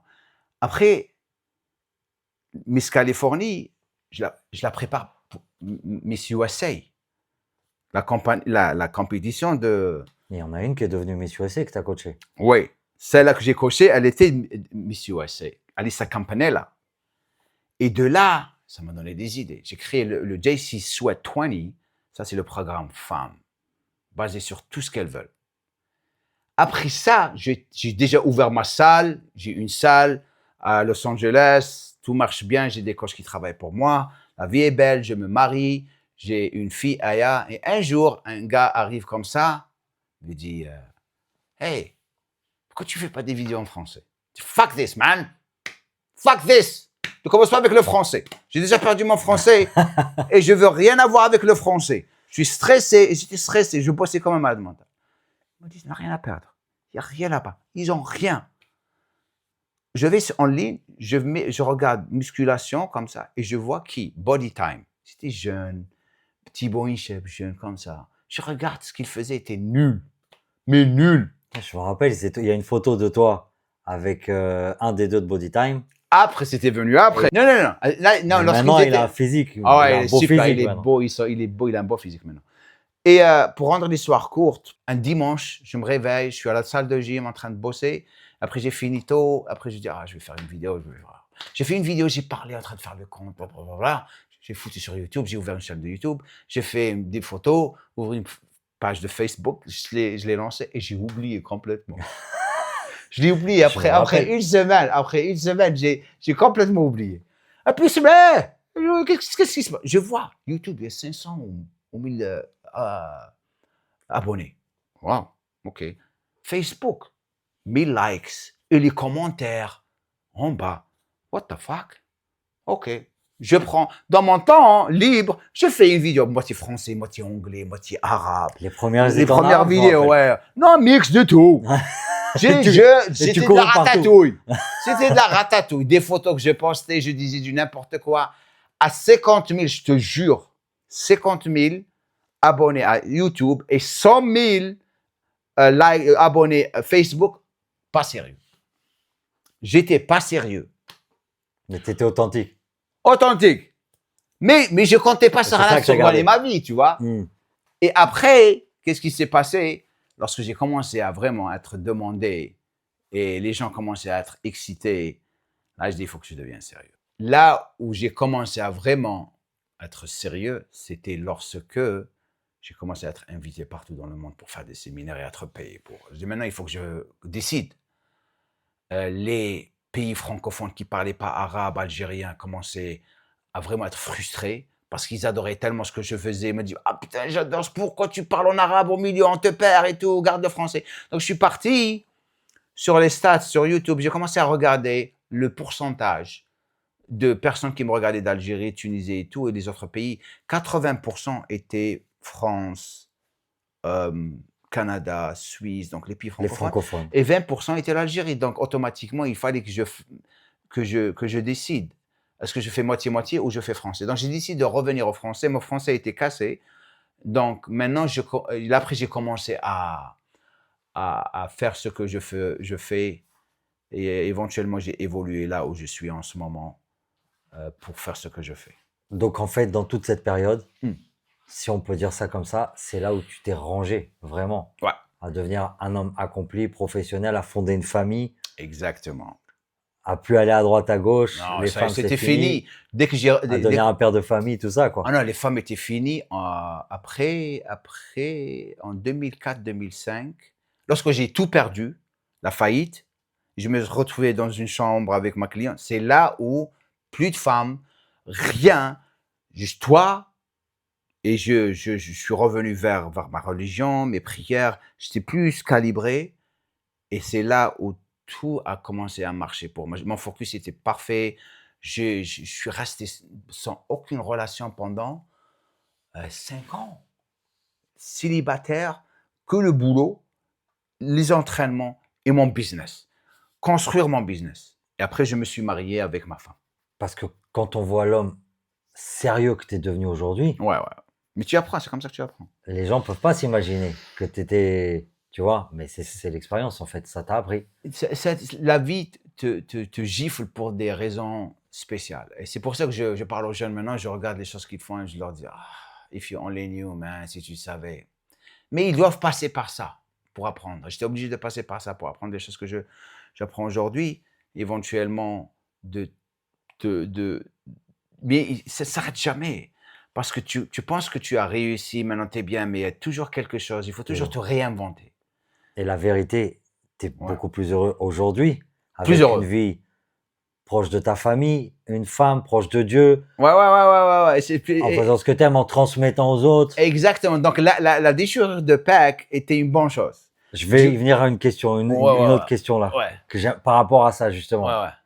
Ouais. S'il fallait tout refaire, Est-ce que je referais tout? est-ce que tu referais tout de la même façon?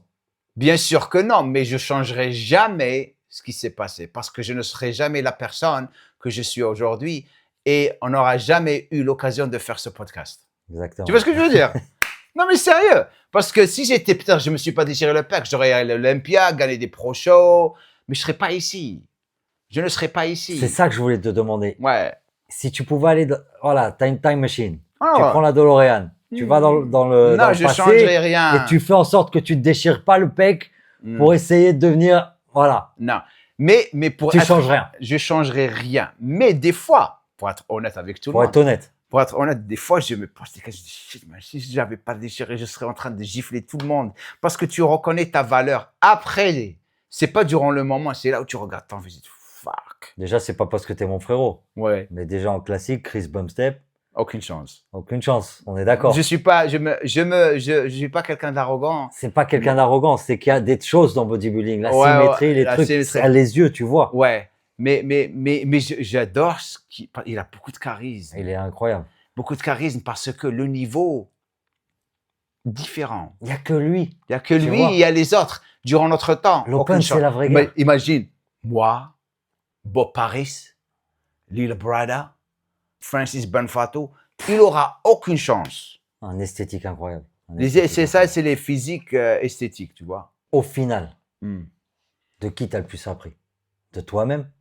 De la vie. De la vie? J'apprends de tout le monde. J'apprends de toi, j'apprends de Chris qui est derrière la caméra. J'apprends de tout le monde. J'analyse les choses autour de moi. Je suis toujours prêt à apprendre. Même moi, j'ai de l'expérience, mais je suis toujours prêt à apprendre. C'est pour ça que je suis pas old school.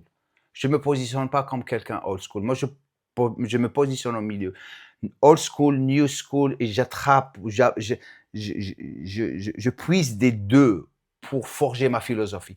J'ai une académie de coach sportif, j'ai presque 330 coachs sportifs, et je leur dis toujours la même chose. Les gars, il faut forger votre propre philosophie. Vous apprenez de moi, vous apprenez quelqu'un d'autre. Vous pouvez créer votre propre philosophie qui détermine ce que vous êtes comme personne.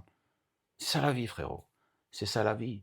Et il faut toujours se réinventer. Il faut toujours ne pas avoir peur de prendre des risques dans la vie. Ma vie, c'est des risques. Ouais, Parce c'est que ça. tant que je bosse et je fais les choses, je sais que ce risque, pas de souci. Tu prends un risque, tu fais le camp, tu vas te casser la gueule. Si tu te casses la gueule, c'est pas une mauvaise chose. Tu apprends. Mais ne refais pas la même bêtise. Là, si tu le refais encore, ça, t'es stupide.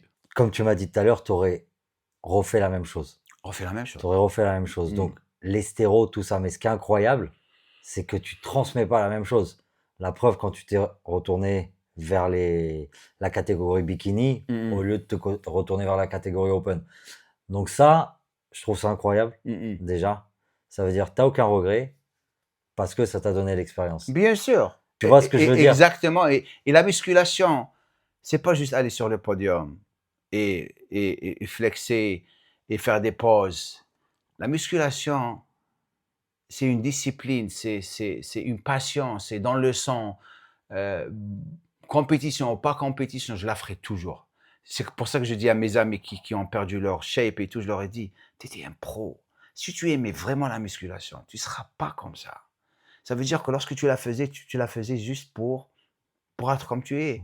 J'ai fait une vidéo avec Jean-Luc Favre, qui était Monsieur Univers. Bienveillant, super gentil. Il a la même mentalité que moi. Il bosse dur, il souffrait, il était un orphelin à l'âge de 8 ans. Il s'est retrouvé seul, il a bossé pour arriver, il a souffert. Et hier, le mec, il a 60 ans, il fait 52 bras.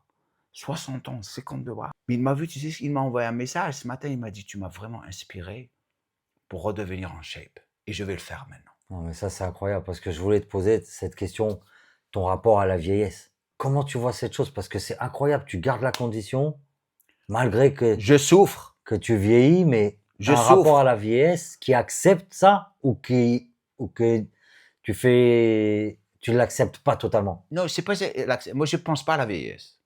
Je Ça, vais c'est dire, excellent. tu vas te marrer. En 1994, Hmm. je me rappelle de la nuit. Un ami vient, il me dit, quel âge as-tu? Je regarde comme ça, je dis, 27 ans. Mais j'ai mis les freins, j'avais 27 ans. J'ai mis les freins à 27 ans et je vais pas augmenter. Je vais rester là. Le frein, il a 27 ans. Je vais rester à 27 ans toute ma vie. Et j'ai mis ça dans ma tête. Donc pour moi, c'est quoi la vieillesse? Je n'ai pas peur de vieillir. Parce que vieillir, c'est comment se sentir, on est d'accord. Il y a des personnes qui ont 21 ans, ils se sentent comme des personnes qui ont 90 ans. Parce que le style de vie, c'est ta shape, ton physique, tu manges bien, tu dors bien, tu as ta famille. C'est ça la vraie vie.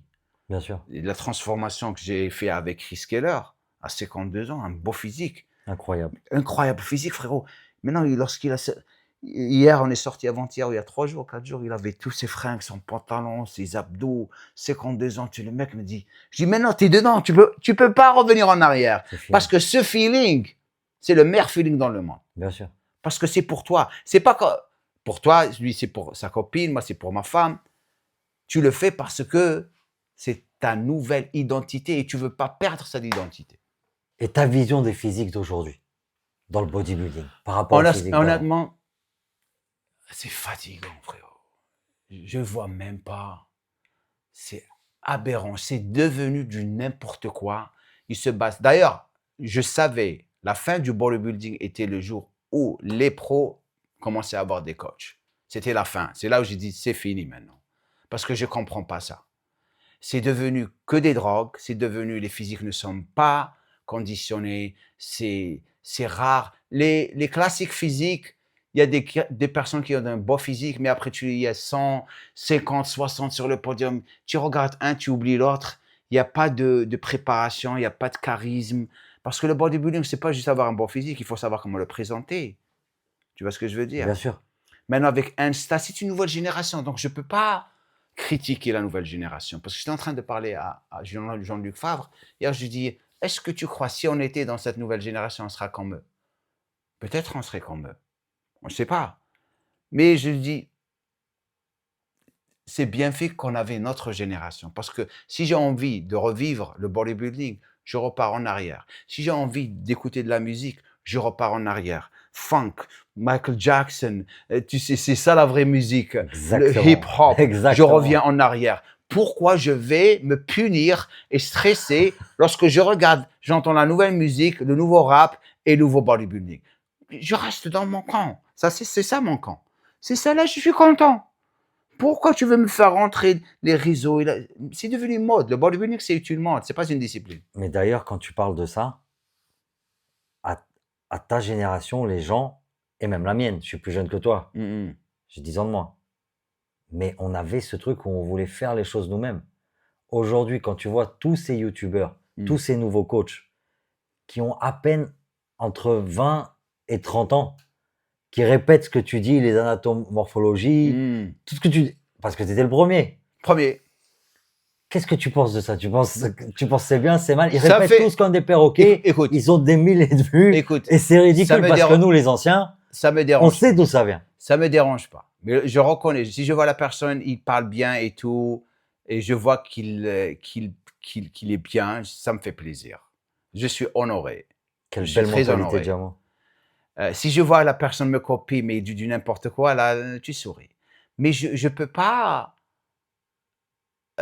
avoir des problèmes avec des personnes comme ça. Parce que quelqu'un qui te copie, c'est quelqu'un qui t'admire. s'inspire de qui t'admire. Bien C'est sûr. une bonne chose. Ouais, Mais c'est j'ai même des rageux qui ragent sur moi, mais ils utilisent des phrases que je dis. Ça veut dire, à l'intérieur, il y a plus d'admiration que de rage. C'est OK. ça. Maintenant, je vais te montrer quelques photos. OK. On va les faire défiler.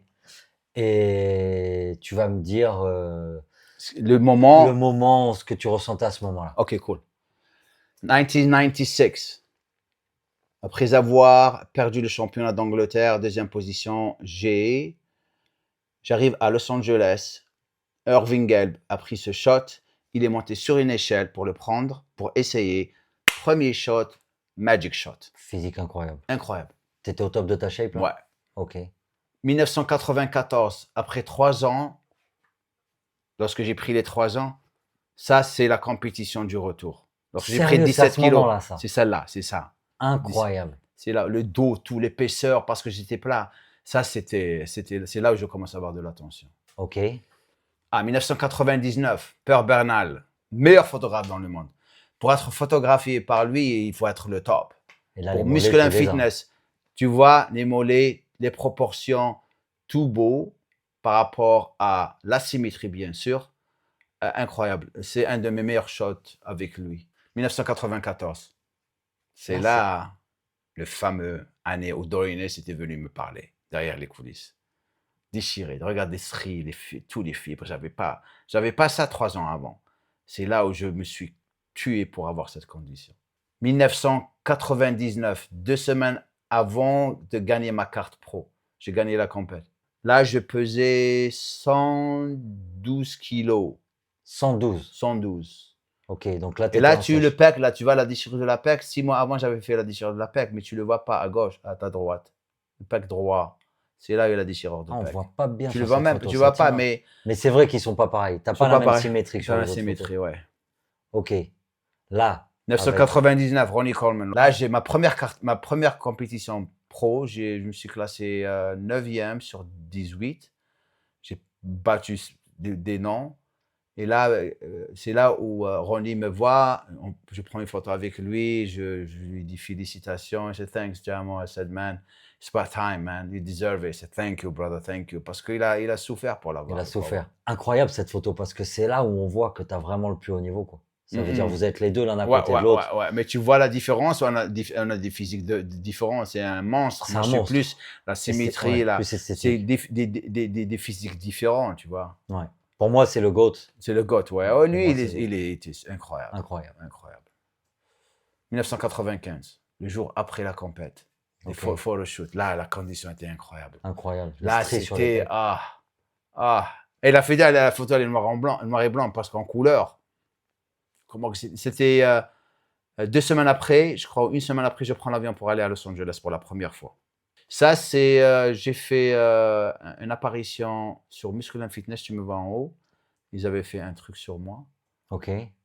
Ah, Récent. photo prise par notre ami Chris Keller. C'était avant le Covid. Avant le Covid, donc 54. 54. 54 ans. Ouais. 54 ans. 54 ans. Incroyable. Ah, La déchirure de l'ischio. la déchirure de l'ischio, le coup de ciseau là à droite comme un camp.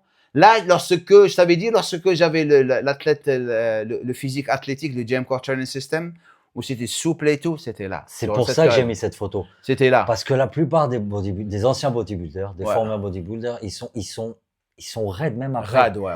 Et là, on voit que tu as une flexibilité, que tu peux bouger, Ouais, que tu as ouais. une belle vie aujourd'hui. Ouais, Et ça, là. je la trouve vraiment intéressante et importante, cette photo, par rapport à ça. ouais. Et tu t'es déchiré l'ischio quand même. Là-bas, comme un camp. J'ai la vidéo, j'ai eu le coup de ciseau, mais je me suis déchiré le l'ischio là-bas. Parce que la frappe était forte. 1994, Encore à Londres. à Londres, ouais, championnat. Qualification pour 94, Ok. ok. Plus récent. 42 ans. Et là, tu vois la déchirure du pec à droite, tu la vois un petit peu. Là, on la voit. Ouais, Là, on la voit. parce que lorsque tu perds de la Enfin, masse, quelqu'un de normal la voit pas. la voit pas. Quelqu'un qui il connaît va pas le reconnaître. bodybuilding, il voit rien du Il voit tout. rien du tout, ouais, il saura pas. Alors là, 38 ans. Là, je venais tout juste de me raser la tête. Mais t'étais pas encore fartas. Pourquoi tu t'es rasé la tête? C'était un pari avec un ami à moi. Ok. Et Muscle & Fitness m'approche pour une couverture. Et ça, c'était durant la couverture, le shoot de Muscle & Fitness. 42 ans. Là, t'étais en coaching sur les bikinis ou t'avais déjà fini? Je commençais. Tu commençais. Je commençais à travailler avec les D'accord, femmes tu ici. commençais à travailler avec les femmes ici. Alors là, celle-là, 38, ça là, c'est 38, 37 ans lorsque je me suis rasé la tête. C'était durant la même période. Et ce gamin, je l'ai transformé. C'est moi qui l'ai rendu comme ça. il a quel âge là? 13, 14? Il a 13 ans. 13 ans. 13 ans. Et ça, je voulais te poser la question. Ouais. Parce qu'il y a beaucoup de gens qui se posent des questions par rapport à La musculation. croissance Voilà, et pour tout, les c'est enfants. stupide, frérot. On est d'accord que c'est C'est stupide. Si c'est stupide. bien fait par des professionnels Ouais, bien sûr. et qui font les mouvements adaptés, Ouais. c'est que C'est bénéfique. stupide, ouais. Je faisais Voilà. beaucoup de travail fonctionnel et tout, maintenant il a grandi. Donc ça, c'est une de tes athlètes. C'est une des athlètes que j'ai préparée pour le Monsieur Olympia. D'ailleurs, elle était avant le Monsieur Olympia, Brooke Mora. Alors ça, 1995, moi, Ernie Taylor, comment qu'il s'appelle ça, c'est Lenny Sinclair. Eddie Abou, il est partout sur les réseaux. Et l'autre, je ne m'appelle de son nom. Okay, c'est le championnat d'Angleterre 1995. Belle époque, des beaux souvenirs. Ah ouais, les beaux souvenirs, frérot. Ça, c'était le top. Le niveau était énorme. 95, la même chose. Ok. Regarde là, la haine. Je suis là. Tu sens dans les yeux. Bien sûr. Déter. Je suis là. Fuck that. I'm winning this shit. 1995. Là, t'es massif là. 95, ouais. T'es pas en sèche.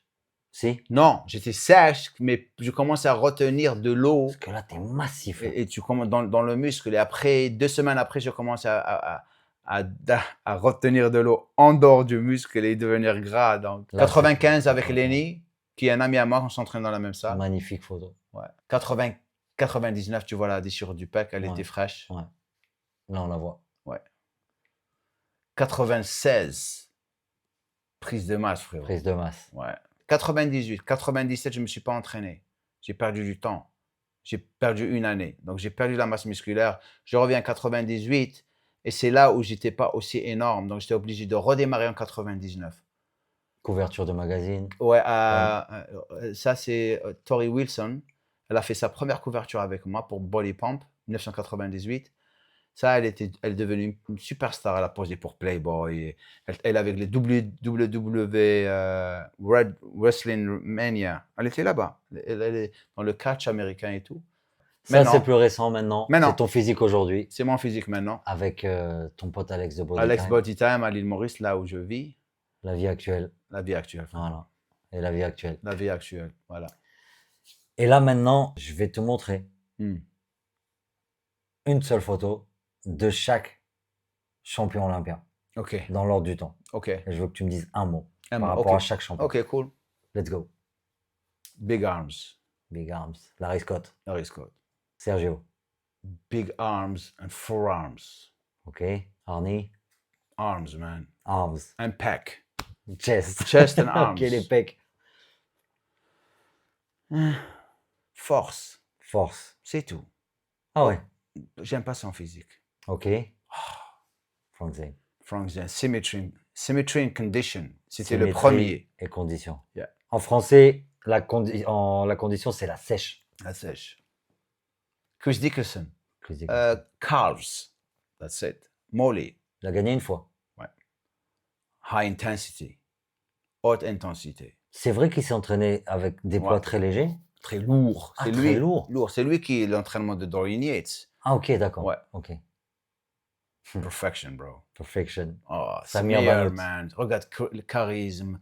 Tout, beauté. Regarde-moi ce physique. Incroyable, Samir. Liané. Sagesse. And common sense. Ok. Dorian. Granite. Ciment. Du ciment. C'est du ciment. C'est du ciment. Tu vois son physique, c'est du ciment. Ronnie Ronnie. King, Jay Cutler. the nicest person ever. La gentillesse. Une bonne personne. C'est la bonne personne. Une bonne personne. Physique, j'ai jamais aimé faire son physique, mais la gentillesse et la dédication, persévérance, Jay Cutler. Jay Cutler. Ok. The Blade, consistency. On n'a jamais vu un bodybuilder dans toute Il l'histoire a, qui dure il a aussi perdu, il a C'est gagné tout, incroyable. il a gagné tout. Consistency. Le plus cohérent, Le plus il a grand. gagné toutes les compétitions. Personne ne le bat. Ni Ronnie, ni Dorian, il a gagné toutes les compétitions. Là, on va pas mettre la tête, mais on sait qui c'est quand on voit son dos. Phil Heath. Phil Heath. On peut mettre la photo d'après, donc pour le voir. 7 fois Monsieur Olympia. Yeah, I was never impressed. Tu Good te rappelles, physique. on parlait de ça une fois. Yeah, L'un yeah. l'un physique. Yeah, il a narrow, pas il la- est très voilà, étroit. il est très étroit, il mais il a s'ouvre pas. tellement- Mais il a des bons muscle bellies, tu sens. Et comment t'expliques qu'il a tenu Génétique. 7 fois... Génétique. Génétique. Et 7 fois Monsieur Olympia. j'ai jamais compris ça. Parce qu'il y avait des années où Ramy should have beat him. Exactement. Ramy Ramy devait était le le meilleur. gagner au meilleur, ouais. Victim. Victime. Bodybuilding, crazy physique. Victim of Personnel. body, yeah. He passed away. Good guy. Good guy. A lost talent. Un talent perdu. Big Ramy. Il devait gagner l'Olympia il y a 10 ans. Adi. Intensity. Intensité. Intensité. Ouais, intensité. Ok. Derek. Mm. Hansford. La nouvelle génération. Je le respecte pour son travail, mais jamais impressionné par le physique. Ok. Un beau dos, c'est tout. Et l'actuel. Great physique, perfection, but he needs to be tight. But perfection, great physique, Ok. perfection. Et là maintenant, il fait pas partie de l'Open. Ouais. Parce Mais- qu'on sait, toi et moi, que les champions de l'Open, ils gagnent Yeah, yeah. 600 000 $. et qu'eux, ils gagnent que 50 000. Mais je te mets l'icône du classique physique parce qu'il a Great. tellement. Great physique, Great great physique. charisme, physique, kindness, gentillesse. Ok, Il mérite tout le succès. ok. Je l'aime ok, bien. ok, Il est cool, super ok. cool. Là, je te mets maintenant La Panthère. voilà, un petit bonus Ouais, qui n'a ouais. jamais été Monsieur Olympia. Il doit au moins gagner l'Olympia 4 fois ou 5 fois. Voilà. Incroyable C'est pour ça que je physique. l'ai mis là. Et la politique l'a stoppé avec Wader et Arnold. Tu penses que c'était une et- histoire de couleur? Ouais, couleur, victime, il était incroyable. Et Arnold était très très jaloux de lui parce qu'il était dans les films avant Arnold. De Black Panther. Black Panther. Ah, il était incroyable. dans un film avec Belmondo. Ouais, avec il a tout Belmondo, fait, ouais. exactement. Incroyable physique. Et je voulais te demander, là, on arrive vers la fin du podcast. Mm, mm. En dehors de ta passion avec laquelle tu vis, ce qui est incroyable, Mm. c'est ça la beauté de la vie, c'est quand tu peux vivre de ta passion. Bien sûr. Est-ce que tu as d'autres passions? Gobi. Frérot. Moi, je sais, mais dis-leur. Collectionner des planches originales de comics, Marvel et DC, collectionner des statues. Je suis comme un gamin. L'art. L'art, comics, c'est ma vie. Tout ce qui est comics, Oh yeah, baby. Goldorak, Hulk. Regarde cette vidéo de mon office. Regardez cette vidéo de mon office. Des c'est statues incroyables. Un statut des incroyable, des planches planches originales originales, tout. Et les gens, lorsqu'ils viennent dans mon office, ils veulent pas sortir. C'est mon monde. C'est comme ça que je m'échappe des problèmes. Lorsque j'achète une figurine, je la mets, je la regarde, c'est mon médicament. J'achète une statue, c'est mon médicament. Ah, je te comprends, j'ai la même passion. On a la même passion. C'est super. J'adore. À l'intérieur, je suis comme un gamin. Et j'ai pas de problème le dire. Bah oui. J'ai pas de problème de dire ça, c'est quelqu'un qui est confortable avec lui-même. Exactement. Ça, c'est quelqu'un qui a du contrôle. Il n'en a rien à foutre. Il Exactement. n'en a rien à foutre de ce que les gens pensent de lui. Il y en a, ils vont dire, ah, les gens vont penser que je suis un nerd ou quelque Non, chose. Non, c'est si t'as confiance super. en toi, il n'y a pas de C'est- problème. c'est Tu as le droit super. d'aimer ce que tu veux. C'est super. Je vais te poser quelques questions. Mm, Random questions. mm. Ton bodybuilder préféré dans chaque ère du bodybuilding? Ok, les années 70, je dirais Samuel Banout. Ok. Ok. Après Bob Paris. Bob Paris. Après Bob Paris, Flex Wheeler. Ok. Après Flex Wheeler, c'est tout. Je vois pas d'autres Ok. personnes. Donc maintenant, j'en viens à la question. Ton GOAT du bodybuilding. Le God, Le GOAT. the boss, the Le- goat. Tu vas être parti pris, tu vas me dire Dorian. Non, je vais te dire. Mais si c'est la vérité, dis-le-moi. Non, non, non, non, non. Parce qu'on sait que c'est ton ami intime. C'est un ami intime, mais he's the goat when it comes to mental attitude, condition, and where he took bodybuilding.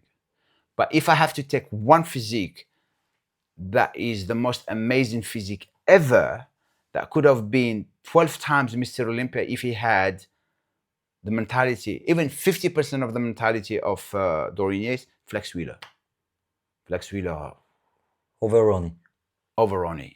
Oh, c'est fou ça. C'est incroyable. Ouais, over Ronnie. Flex, Moi, tu sais que pour moi, c'est Ronnie. ouais. Ronnie is good, mais Flex, lorsque Flex il est en shape, Ronnie, aucune chance. Aucune chance. Ok. Autre question, random question. Tu préfères les salles modernes ou les salles à la Rocky à l'ancienne? Après, t'as pas besoin de te dire. Moi, je sais, mais dis-leur. Old school, bro. Old school avec Old de la school, rouille. man. de Old la school, sueur et du roue, sang. La sueur. C'est ça, c'est ça Ouais. les salles que j'aime. Le meilleur athlète de tous les temps, pound for pound. Tout sport confondu. Michael Jordan. Michael Jordan. Oh yeah. Yeah, bro. C'est ça là. Moi aussi. Michael 100% Jordan, d'accord, Michael Jordan. tu dis my fire for pound, Michael Jordan. Ton style de musique préféré? Funk and soul, bro. Funk music, baby. Funk and music. On est d'accord. Ton chanteur ou ta chanteuse préférée? Michael Jackson, bro. Michael Jackson. And with Whitney Houston. She's amazing. Ok. Ton groupe préféré? Groupe. Groupe. Cool and the Gang. Funk music. Cool and the Gang, Tu bro. m'as fait peur. Ah. C'est dire. Cool and the Gang, bro. Ton acteur ou actrice préférée? Ou tu peux dire ton acteur et ton actrice préférée. Denzel. Denzel. Actrice. Kate Winslet. J'aime bien aller parce que elle a tout, cette fille.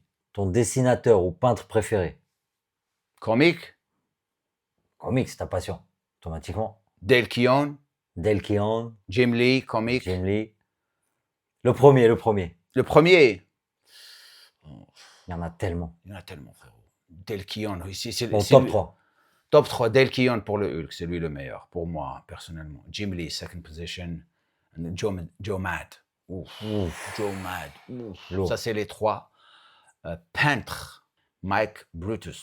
Tu connais? Non, je vois pas qui c'est ça. Il Non. fait tous les films d'Hollywood, les posters, peintre, il faut que tu le vois. Ah, un genre de Renato Casaro. Il fait tout. Ce mec, la technique, il connaît tout, il fait tout. Ok. Il fait tout. Tu vois son art, tu tombes par terre. Personne ne peut lui arriver. Il n'y a pas quelque chose qu'il ne fait pas.